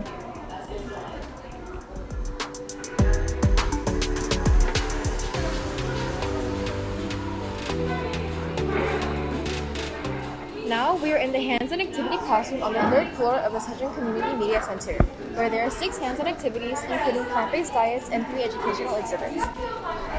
Here's the plant-based diets activity. You can try local agricultural products and seasonal foods and learn about how these are a sustainable way of using the Earth's resources. Let's take a look.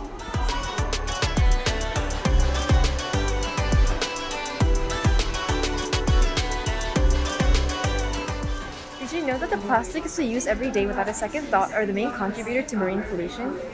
Here are refill stations designed to reuse plastic packaging. You can bring in the container of dishwashing soap or fabric softener and refill them.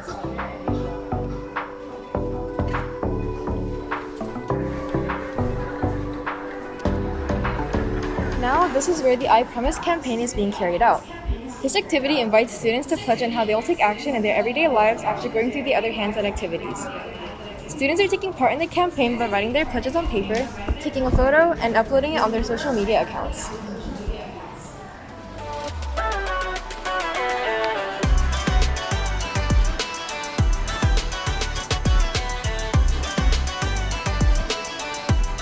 Various educational exhibits are also available here. These educational materials are prepared by the Climate Project led by the Worldwide Fund for Nature and Al Gore. They are truly mind-blowing, making me think a lot about reducing the plastic I use in everyday lives and practicing a sustainable lifestyle.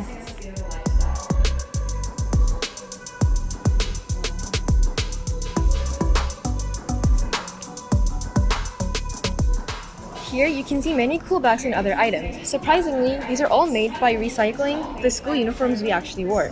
They not only look good, but are also upcycled fashion products.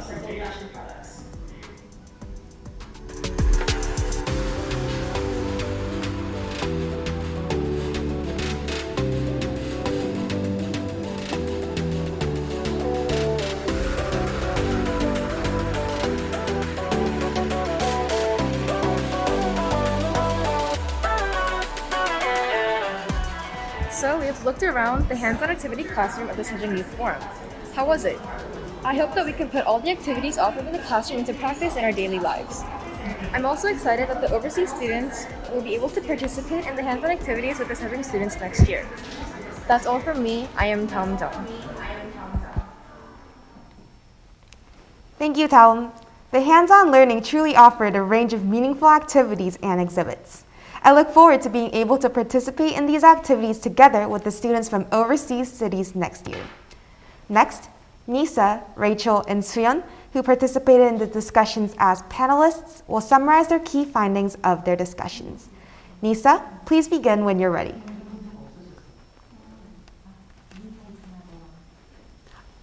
Okay, next, could Rachel present when you're ready? Yes. Hello everyone, my name is Rachel and I'm from Malaysia. I'll be talking about what my group discussed and shared. I will try to keep this short and simple, but we did discuss quite an amount of stuff. Reading out of what I wrote, but I really cannot remember, so please excuse me. So first of all, we talked about the barriers that there are about how we can conserve and help the environment. And first of all, it is the lack of awareness regarding the SDG goals because not a lot of people know about the goals, therefore they don't know how to contribute to help the cause.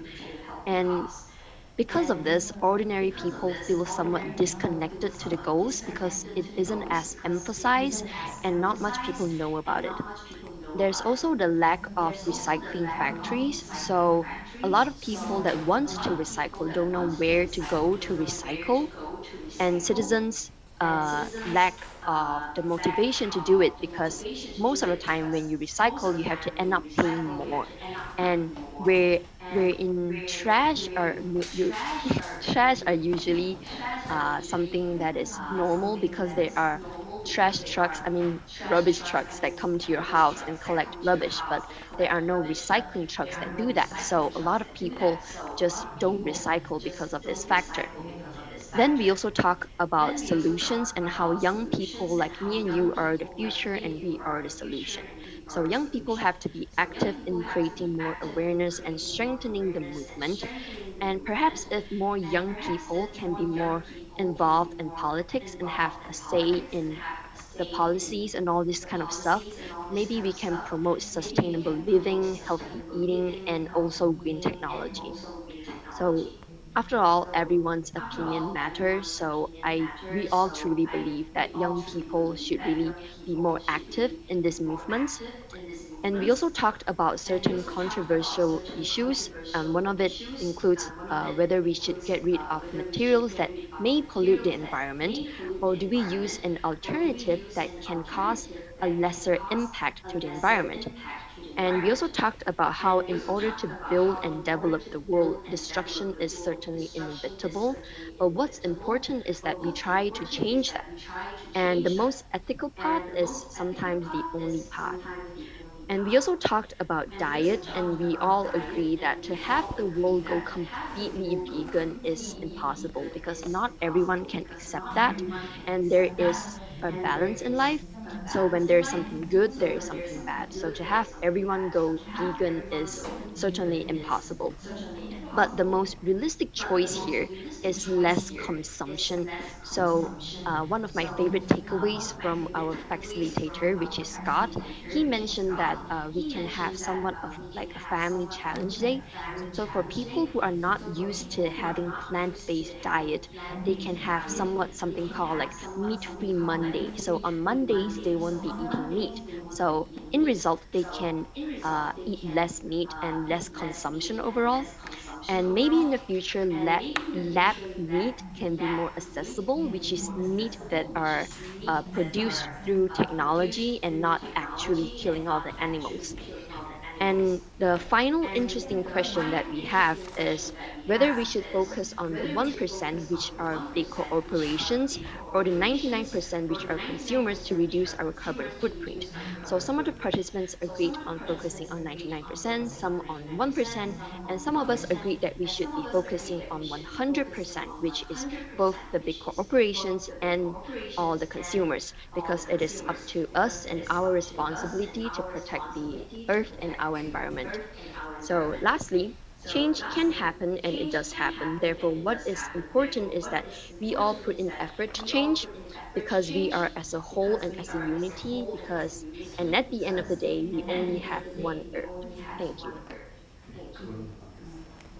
Thank you so much, Rachel. Next, could Nisa from Group 3 present? You said group 3, right? Group 3. Yes. I've actually prepared like a visual presentation, but I don't think I can screen share. So do I get a permission or should I just read what I had written?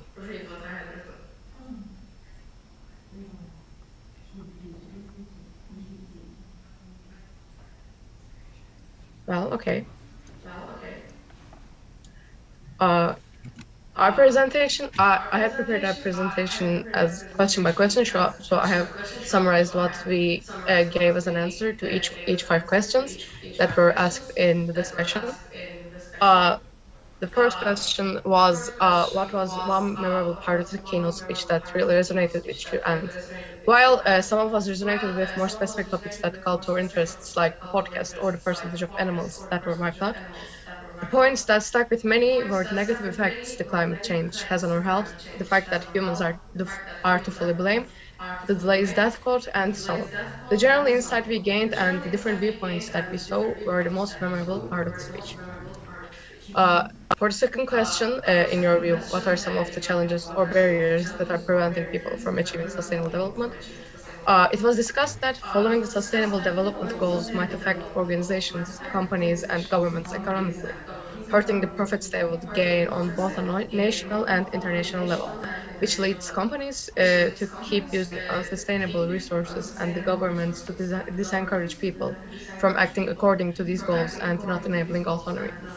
Aside from that, there's also a lack of awareness amongst people, and even when they're informed, they might not know how to act on an individual basis. The third question was, in your own country, is the concern for plastic high or an issue that should be dealt with at a later time, and why? Many agreed that the concern was indeed high and the problem was to be dealt with as soon as possible. The following examples were given by us. Turkey came in third place in the most plastic waste left in the Mediterranean Sea, harming both its ecology and tourism. In India, the plastic thrown on land and in water hurt animals despite the single-use plastic ban.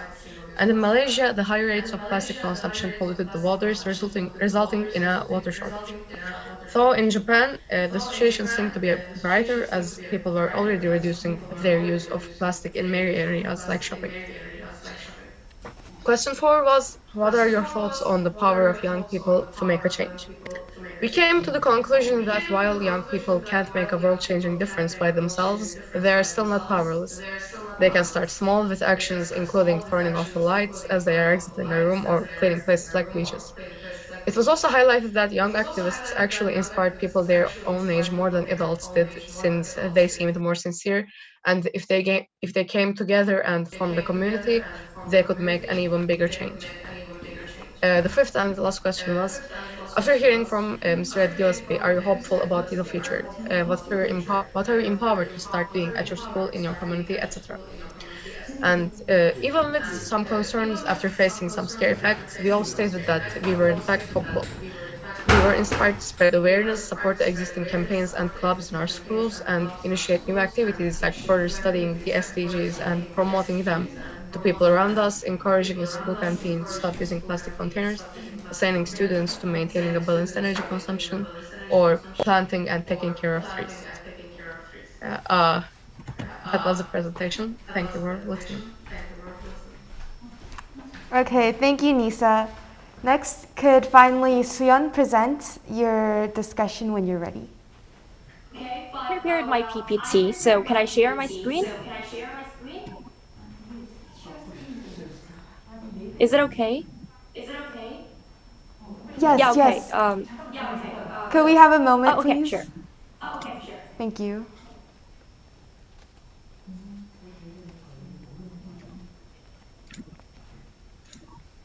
Yeah, Okay. can you see my screen? Yes. Can you see this? Yes. Yeah. Wait a minute, please. Sorry. Yeah, got it. Can you see this? Can you see my PPT, Dongmi? Yeah. Yes. Okay. Good evening. This is Sia Lee from South Korea, the representative of Group 1, and I'm in charge of presentation of group discussion. First of all, I would like to express my great honor to announce the end of the two-day Sejong Youth Forum on behalf of Group 1. During this presentation, I will talk about, first, the main opinions of Group 1, second, issues that everyone agreed with, third, controversial issues that was debated, and in last, feelings and thoughts after participating in the forum, and wrap up the presentation. First of all, the main opinion of the environment presented in Group 1 was that humans are very closely connected to the global environment. And through this, we suggested that the future of the Earth will change depending on what choices we make. We also discussed the seriousness of environmental problems and the need for sustainable development. We share the view that eventually, in order to solve environmental problems, we should think as positively as possible, start with small changes, and build solidarity among younger generations like us. In addition, for the challenges or barriers that are preventing people from achieving sustainable development, we suggested the lack of people's awareness, the monopoly of wealth in companies, and the human selfishness as factors that hinders people from achieving sustainable development. During the debates, Irmark from Turkey suggested a very good question. It was a question of how we could solve the lack of people's awareness of sustainable development and the environment. We had a heated discussion about how each country is striving to improve people's awareness. And the shared idea was to use education as a tool for future generations to be interested in the environment. Accordingly, each country had various educations being conducted on the environment and sustainable development to make students realize the seriousness of environmental problems and strive for sustainable development. Lastly, I want to share my feelings and thoughts after participating in the forum. First of all, I was personally interested in the environment, but I didn't have many opportunities to express those interests. However, thanks to the Sejong Youth Forum, I was able to express my intellectual curiosity and thoughts about environment without hesitation. In addition, through this great opportunity, I realized that the role of teenagers like us is also very important to solve environmental problems. It was a very meaningful time because I could be encountered with various good opinions that I had not thought of before in the process of discussing with friends from other countries. However, one regrettable thing was that if I had more time, I would have been able to talk more diversely with friends from Group 1, but I regret because I couldn't do so due to the time limitation. However, thanks to forum, I was able to develop further. And not only did I, but I guess all of my youth friends who participated in the forum would feel the same way. I would like to finish my presentation with sharing this quote, which I was inspired from Mr. Ed Gillespie's keynote speech. The current situation is bad, but I think our future will certainly be hopeful if we switch to impactful choices. However, in order for this hopeful future to be premised, we must change ourselves first. Since our generation is still young, can be friends, and can unite with each other, I think if we start to switch from small little things, one by one, a hopeful future will surely come. Thank you for listening.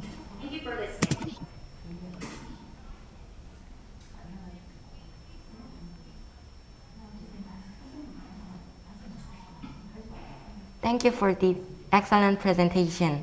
Only when youth realize the importance of saving the environment and taking action, we can protect the planet we live on. I also think that when we are empowered, acting together rather than alone, we can ensure a greater efficiency in reaching our goal. Next, participants' policy proposals have been prepared. School clubs are actively taking up environmental activities, and other students have raised their voices to make changes with their policy proposals. They have offered many suggestions on different topics.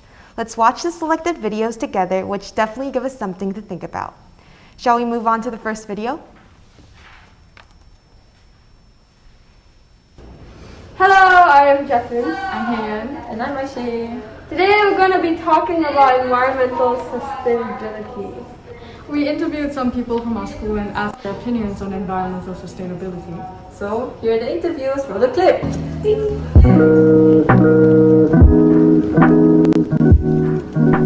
In the energy sector, there are also a lot of industrial area that uses coal energy instead of other renewable energy. All this sector will release a lot of greenhouse gases. This can also cause global warming and climate change. The exhaust gas released by motor vehicles with motor. I think it's those people that didn't throw the rubbish properly. They just simply throw it anywhere like that. Society's indifference. To me, it's the abundance of cars and transportation used on the road. For example, cars, buses, motorbikes. To me, it's the overusage of non-renewable energy such as fossil fuels and radioactive material. Factories and industries, also transportations and all that produce a lot of carbon emissions. Factories that use up energy and they produce they use up a lot of energy and clean water just to produce products, and they release a lot of toxic waste that have no way to dump them, so they dump it illegally. And boats on the ocean, when they cruise along, they also need to dump their fuel, so usually they do it on the sea, and it hurts the animals, so it's marine life, so it's not good at all. Things that are not renewable, such as oil, such like that, because there's spillage that can from the boat, they will spill into the ocean, which causes like the environment to damage, and also like affect the life in the aquatic life inside the ocean. I think one of the things that hinders our environment is people's ignorance. For example, they don't really know how to recycle properly. Even if they do, they don't really separate their waste completely according to type. And maybe they don't also like wash and clean the containers completely before disposing.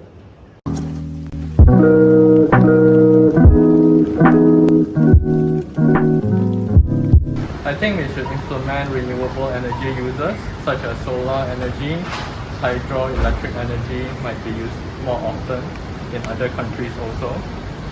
And I think these are the few things that we should take note, and because instead of fuel, we are using a lot of electrical energy, so that we need to find sources or energy sector to produce this large amount of energy.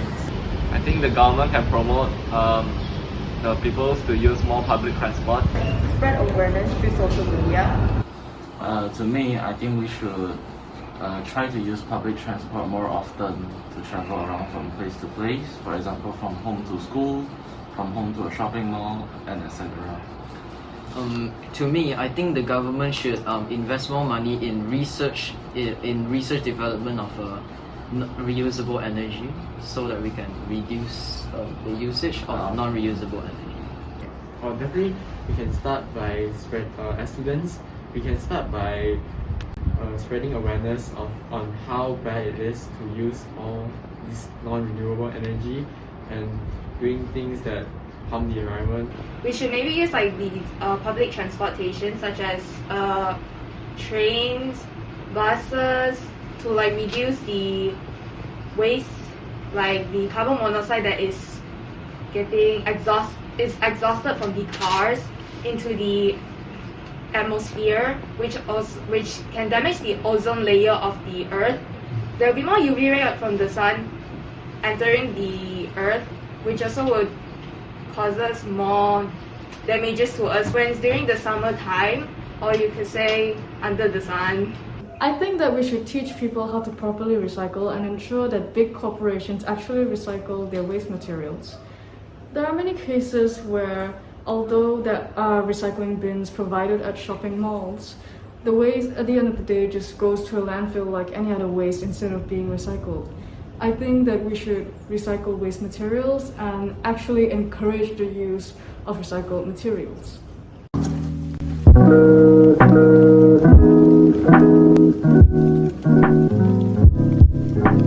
To sustain the environment in our school, we can practice recycling and waste management in our school so that it won't just go to the waste management sector and they will just burn it up.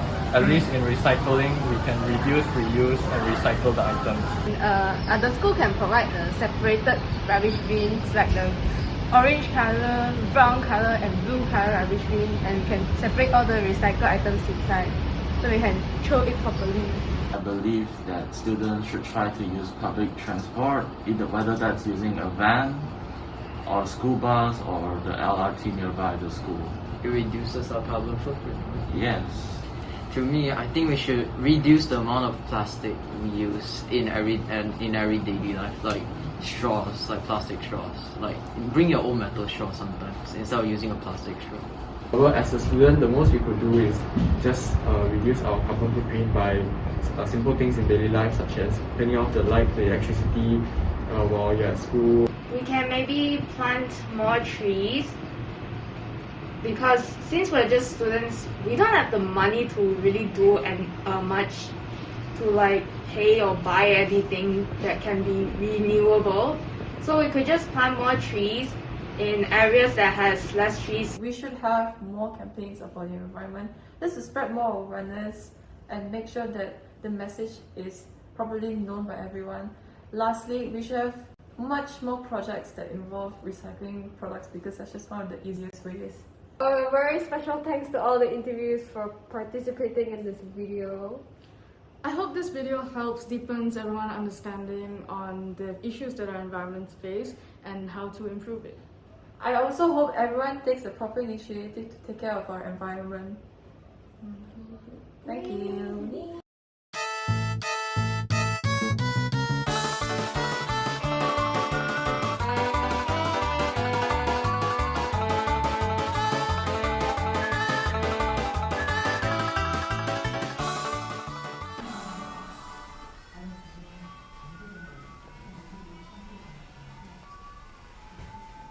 Well, it was really meaningful to hear about what the students of Malaysia had to say about environmental issues.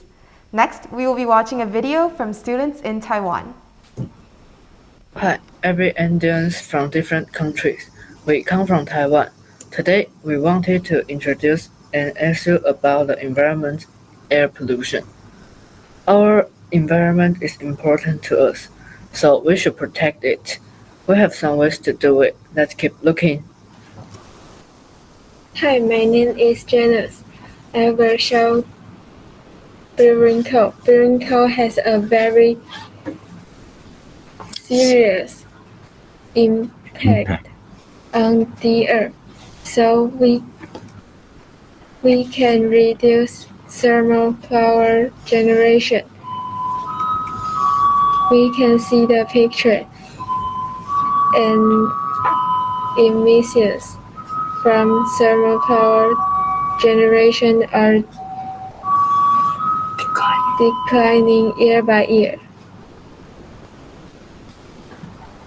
Hi, my name is Mike. I want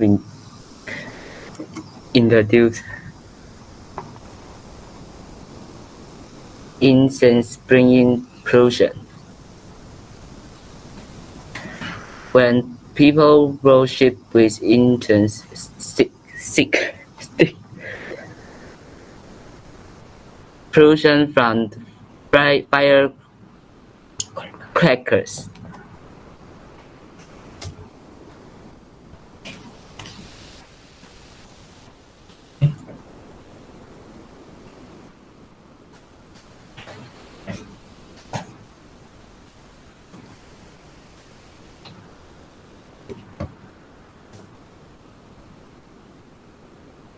Hi, my name is Dylan. I'll show you metal refining. Metal refining is a big problem about air pollution. It makes a lot of polluting gases. Steel making, steel casting, and metal-based industries all lead to air pollution. Refining is important to humans living the 21st century, but it also has a big impact on our environment.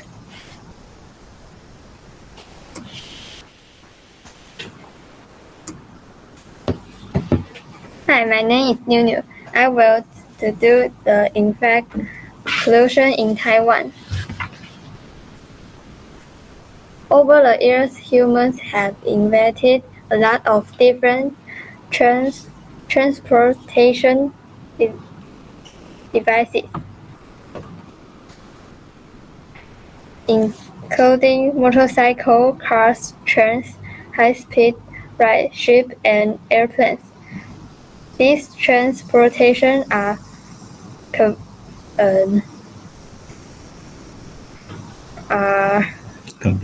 convenient, but also make our earth sick.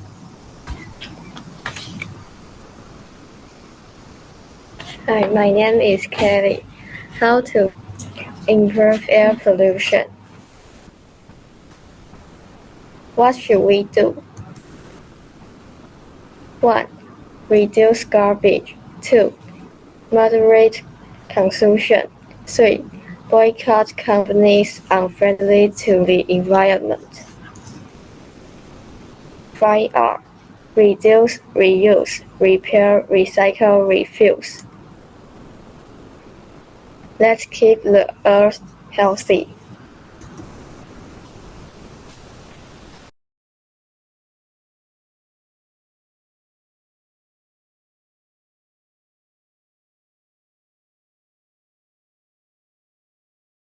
Wow, I had no idea that there were so many causes of air pollution. As the students suggested, we should minimize pollution through various methods. Now let's move on to the third video. Hello. We are Anne, Serene, Annie, and Minyoung, and we are from Hansel Middle School.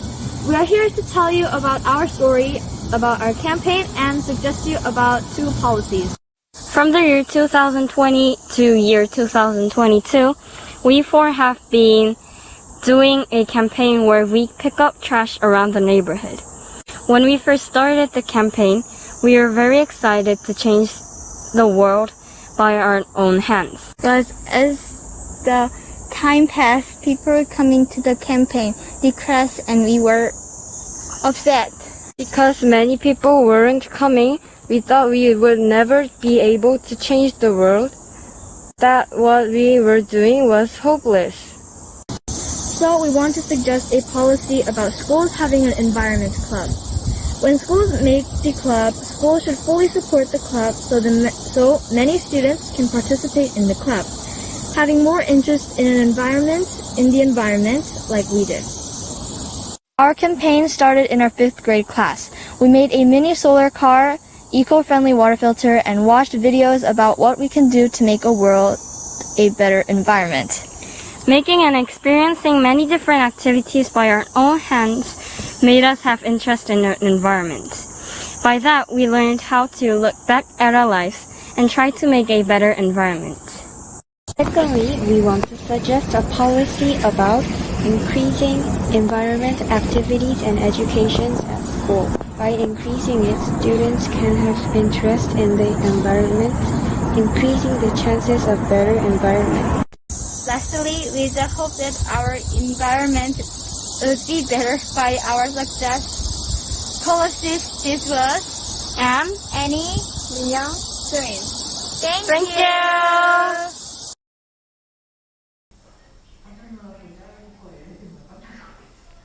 It's amazing how they've been trying to do a campaign to pick up trash since 2020. Their policy proposals seem like great ideas for students to continuously protect the environment. Next, we have a video by Banami in Japan. Hi everyone, I'm Minami Okada from Konan High School in Japan. Now, I want you all to see our ideas and message. Before we go there, do you have ideas about these numbers? This is how much we lose species and forest in an hour. This is crucial. And now, I'd like to share with you one goal of SDGs, life on land. This is about protecting and restoring life on land. Now, I'm going to tell you about one problem to achieve this goal. Biodiversity loss. Now, this is really important for our health and environment health. For example, it helps the terrestrial ecosystems or nature's resilience. Nature's resilience is nature's quick recovery from climate change and natural disasters.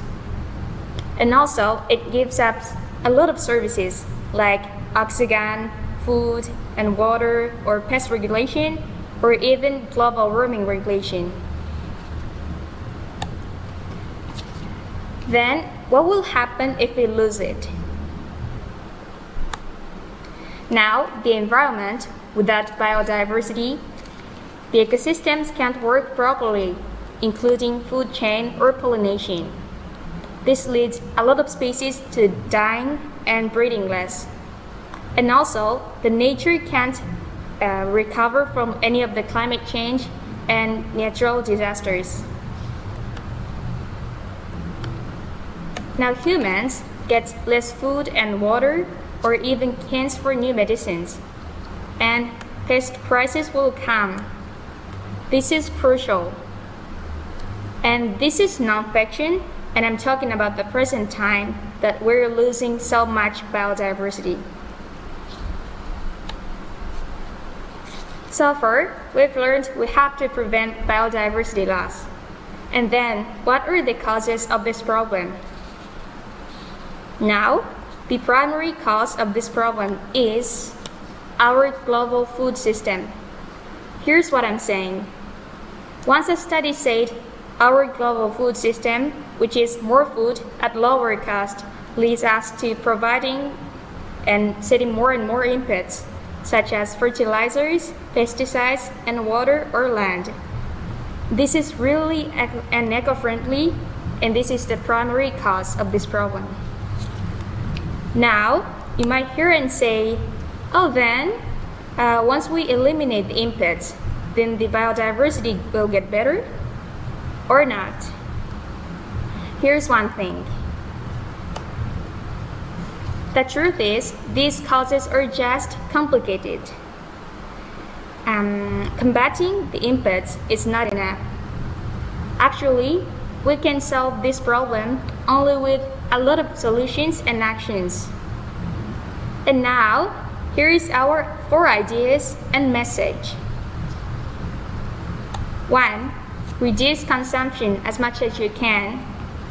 It's about consumption of food, clothes, paper, water, whatever.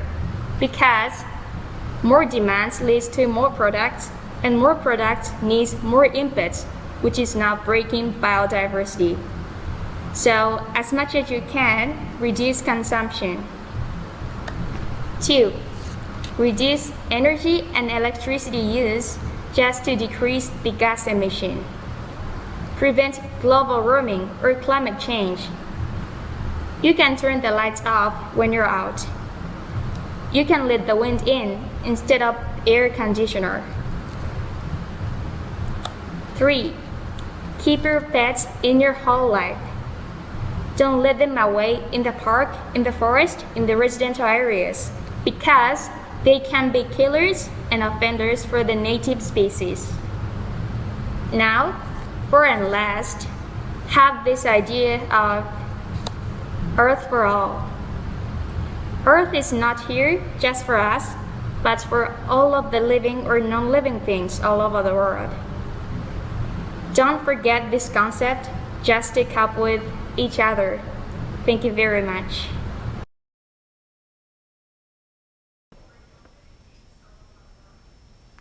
This video taught me so much about biodiversity.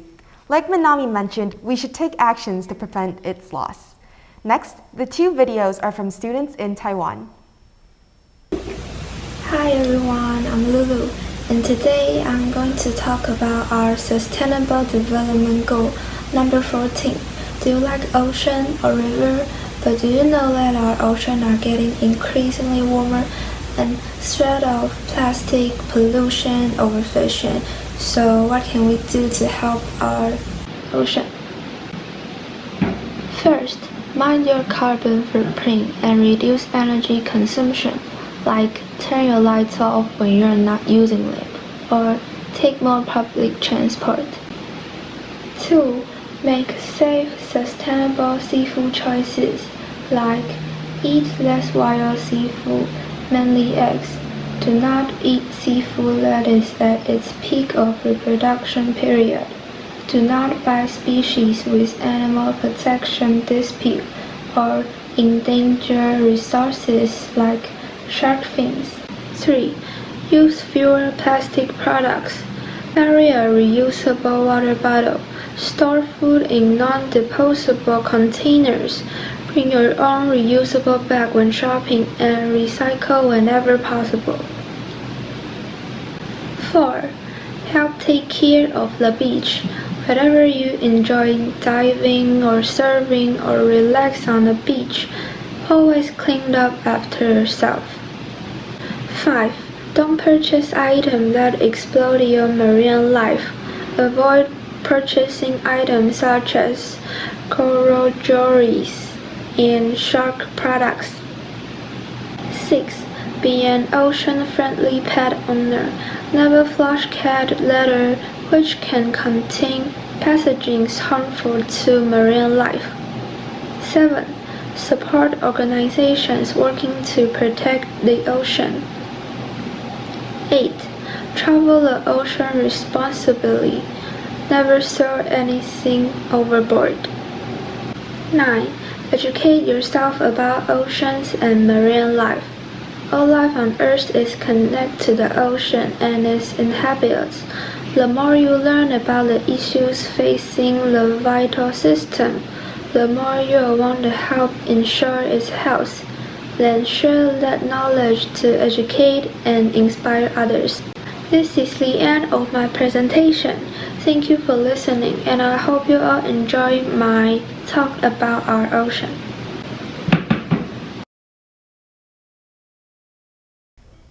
There seems to be many ways to help life underneath the ocean. Now, we should start doing what we can now.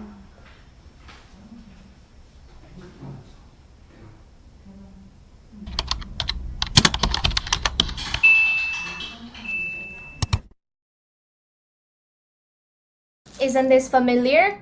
When we go shopping, we often take different plastic bags or use disposable tableware in restaurants. Our life has become more convenient, but the use of plastic bags has caused serious damage to the fragile ecology and creatures. A large amount of plastic waste floats on the sea surface, resulting in a large reduction in dissolved oxygen in the seawater and in the death of marine life, which will destroy the food chain of organisms and have a negative impact on biodiversity.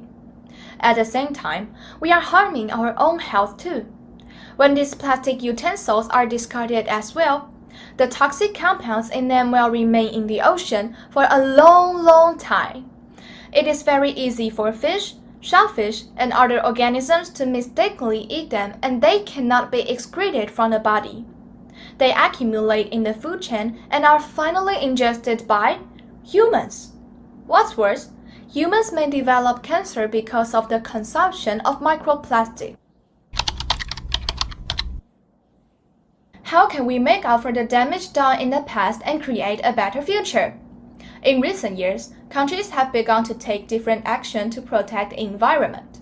For example, Taiwan is expected to completely ban plastic bags, disposable tableware, disposable plastic cups, plastic straws, and so on by 2030. Many stores offer discounts to customers who bring their own utensils. When we shop, we also need to add money to buy plastic bags. Different methods are devised to encourage people to bring their own utensils.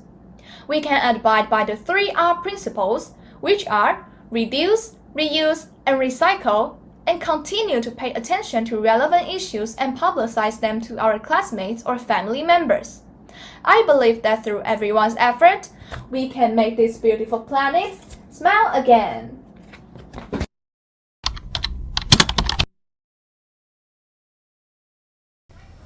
The excessive use of plastic is definitely a problem.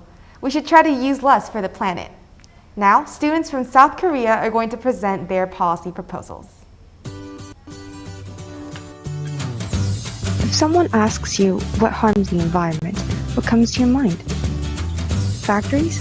Cars? Littering on the ground? Well, these can all be factors. But did you know that meat consumption can cause devastating environmental damage as well? To produce industrial meat, forests are destroyed. This process releases carbon dioxide, which accelerates global warming. Livestock, such as cows, emit methane. This is a potent greenhouse gas that accounts for approximately 20% of global emissions.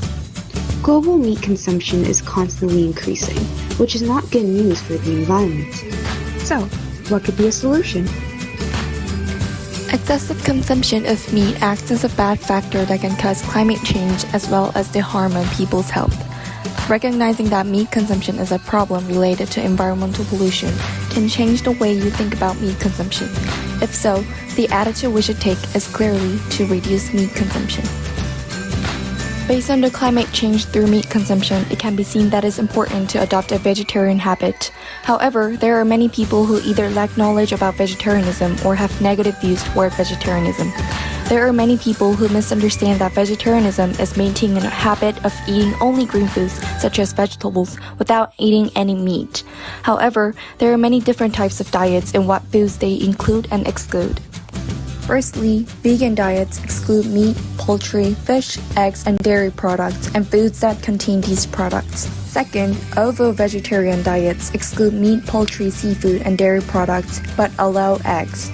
Third, lacto-ovo-vegetarian diets exclude meat, fish, and poultry, but allow dairy products and eggs.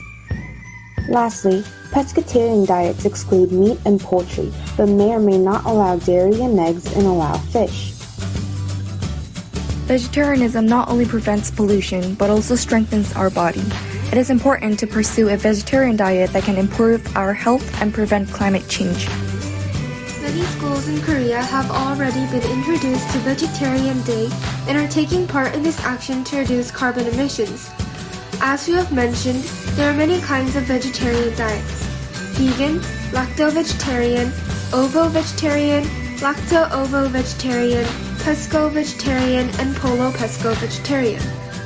Most people may think of a vegan-vegetarian diet when first acquainted with Vegetarian Day. However, schools have considered the students' physical needs in terms of growth and their taste of food as well. Consequently, the pesco-vegetarian diet is used in schools' vegetarian days. Rather than excluding all meat and changing the school lunch to an all-vegetable course, schools have put more focus into finding other ways to consume protein from eco-friendly products other than meat. Examples of these products are vegetarian products such as plant-based vegan meat. Schools are also composing other protein-rich foods such as fish, seafood, and eggs in the school luncheon. For example, let's have a look at this Vegetarian Day luncheon. You can see there are no meat products, but shrimps and bean sprouts, both high in protein. 100 grams of shrimp contain 24 grams of protein, and 100 grams of bean sprouts have about 35.5 milligrams.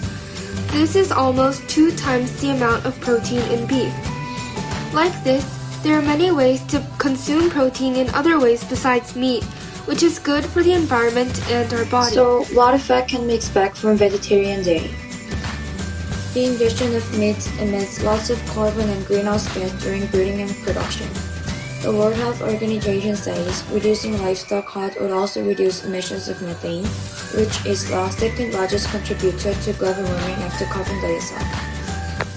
Shifting diets from meat and other animal products to plant-based diets has a high potential for reducing carbon footprints and mitigating climate change, as well as improving human health, according to a report from the United Nations Intergovernmental Panel on Climate Change. They say that studies demonstrate a shift to plant-based diets rich in pulses, nuts, fruits, and vegetables could lead to substantial reduction of greenhouse gas emissions, as compared to current dietary patterns in most industrialized countries. Vegetarian diet is also good for students. This policy can increase students' interest and understanding of vegetarian meals and climate change. This means that this policy can change students' negative perceptions of vegetarianism. They can feel proud that they are contributing positively to the climate crisis. Furthermore, it is effective in the formation of healthy eating habits for students. The eating habits formed during adolescence normally continued into adulthood. If the vegetarian policy is introduced, students can meet a healthy diet full of vegetables. Consequently, this can positively affect their diet in a lifetime. Lastly, vegetarian diet can work for the student's health. It can be good for heart health by consuming soluble fiber and choosing food that will help keep blood sugar levels stable. By doing so, you may reduce your cholesterol and overall risk of heart attacks. Plus, one study from NCBI found that in low-risk populations, a vegetarian diet reduced the risk of cancer in general. Additionally, the study found that certain types of animal-free diets reduce the risk of specific types of cancer. As a result, vegetarian diet can reduce cancer risk. Furthermore, it can prevent diabetes, prevent lower blood pressure, decrease asthma symptoms, and promote bone health. For specialization of policy for Sejong, we suggest the name of the vegetarian day as Cheche Day. Cheche means good vegetable, which represent the goal of vegetarian day fully. By this cute name, it will attract the students' attention and make them to join this campaign more actively. Moreover, we would like to propose raising vegetable garden at each school by elementary and middle school students, for example, such as lettuce, cherry tomato, chicory, which do not require expert knowledge to students. There are 49 elementary schools, 6,763 elementary school students, 27 middle schools, and 12,395 middle school students in Sejong. Having a vegetarian diet with greens, which they cultivate by themselves, and raising a kitchen garden at its school can have several benefits. Firstly, it will reduce the stress of students and be a nice education for students. Going to school every day or interacting with people can be the great stress for students. By raising plants in school can refresh their minds. Furthermore, we usually forget the importance of the farmer who provides us the fresh and necessary vegetables. Therefore, raising the plants by students themselves can make them have responsibility of taking care of plants and appreciate the farmer. Second, students can recognize the importance of the live creatures. Having a vegetarian diet can inform students how serious the global warming ought be. However, if students absorb the process of how the plants they eat grows directly, it will make students recognize the importance of reducing CO2 emissions and saving the earth. So for these reasons, we'd like to propose Cheche Day for Sejong City so that students will be able to have a chance to eat vegetarian meals. And with that, we would like to finish off our policy proposal video for Vegetarian Day. Thank you so much for listening. Having a day to only eat vegetables sounds like a great way to reduce meat consumption. Now let's move on to the final video. The average annual temperature rises every day, deforestation accelerates, and wildlife is facing extinction. What can we do to preserve our planet in an increasingly serious environmental crisis? Our planet matters. Hello everyone, we are Kim Kyung-mo, Kim Jong-bin, 박정민, 박정원, 손아연, 정희진 from Sejong Global High School. Today we are going to introduce ways to adapt Greenpoint system to Yeominjeon to preserve the beautiful nature of Sejong and the world.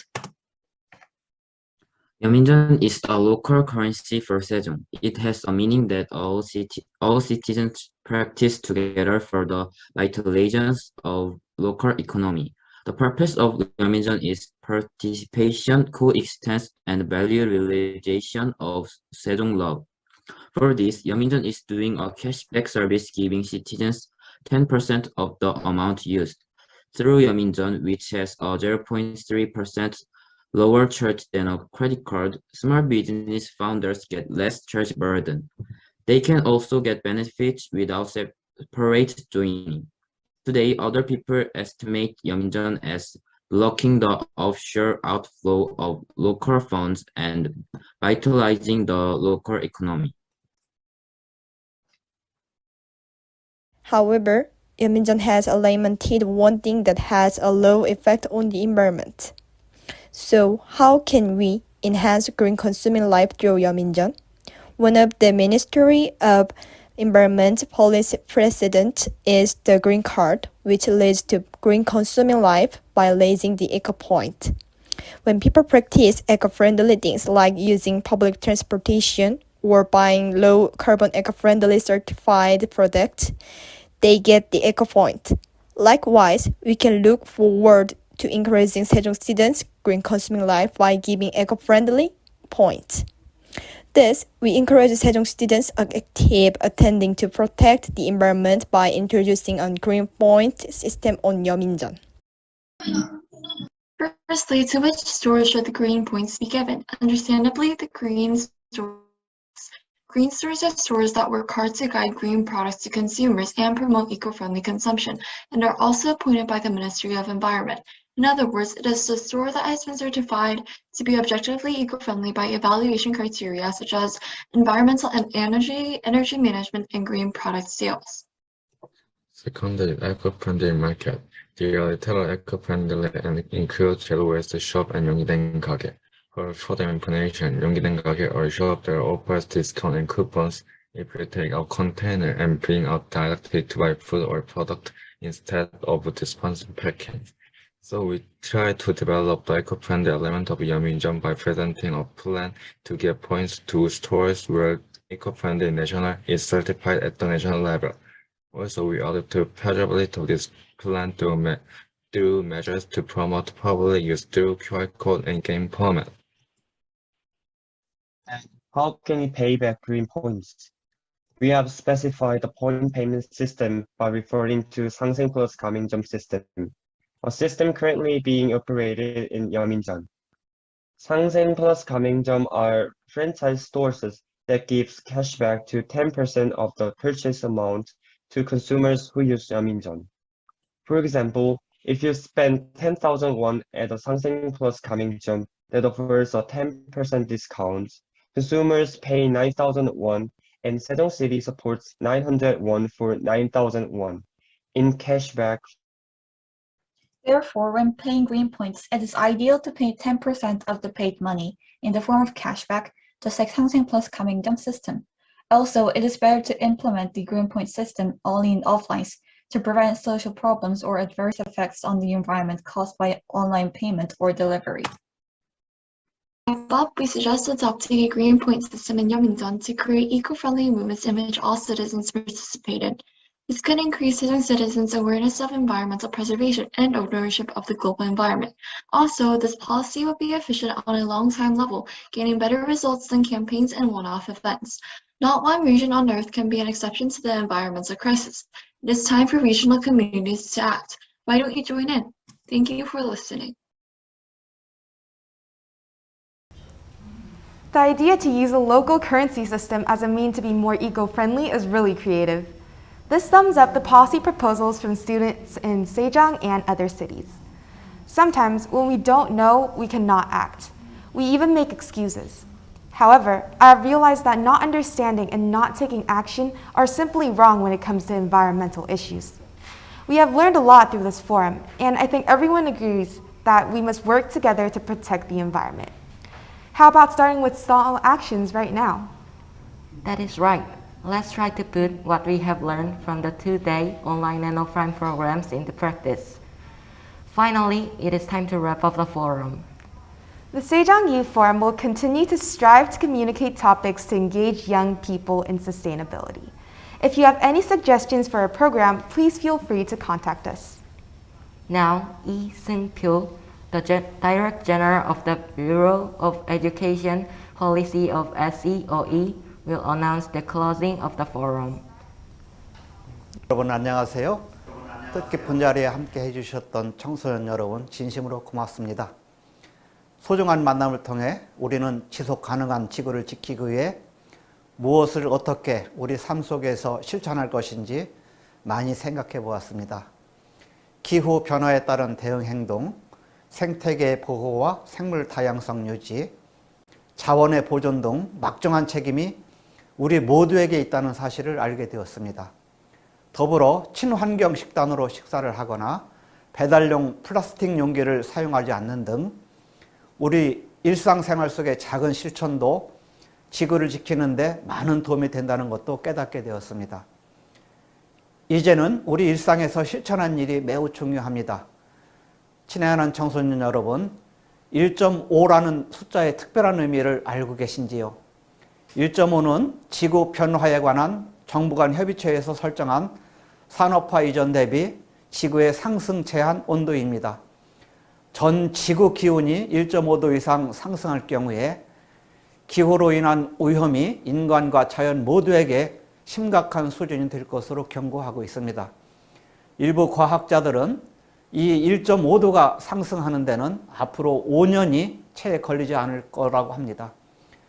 그렇기 때문에 지금 우리의 행동이 매우 중요합니다. 바로 지금 이 순간 우리의 결심은 재난을 막아낼 수 있는 소중한 출발점이 될 수 있습니다. 우리는 우리 지구촌 사회가 아름다운 자연과 더불어 공존하고 번영할 수 있도록 협력해야 할 책임이 있습니다. 행동하기 시작하면 어디에든 희망이 있다라는 그레타 툰베리의 말처럼 내 일상에서 할 수 있는 일을 실천하고 미래 지구의 주인으로서 함께 행동해 주실 것을 간곡히 요청드립니다. 청소년 여러분, 지난 포럼을 통해 나눈 내용을 우리 삶 속에서 지속적으로 실천합시다. 저는 내년 포럼에서 여러분을 직접 대면하여 만나게 될 것을 기약하며 감사의 인사를 전합니다. 참가하신 모든 청소년 여러분 그리고 관계자 여러분께 고맙다는 말씀 드립니다. 내년에 꼭 다시 만나 뵙겠습니다. 감사합니다. Thank you. Well, it is time to say goodbye. Until we meet again in next year, I hope that everyone stays healthy and puts our precious planet in every action we take. I really appreciate everyone's participation. Have a nice remainder of your day. Goodbye.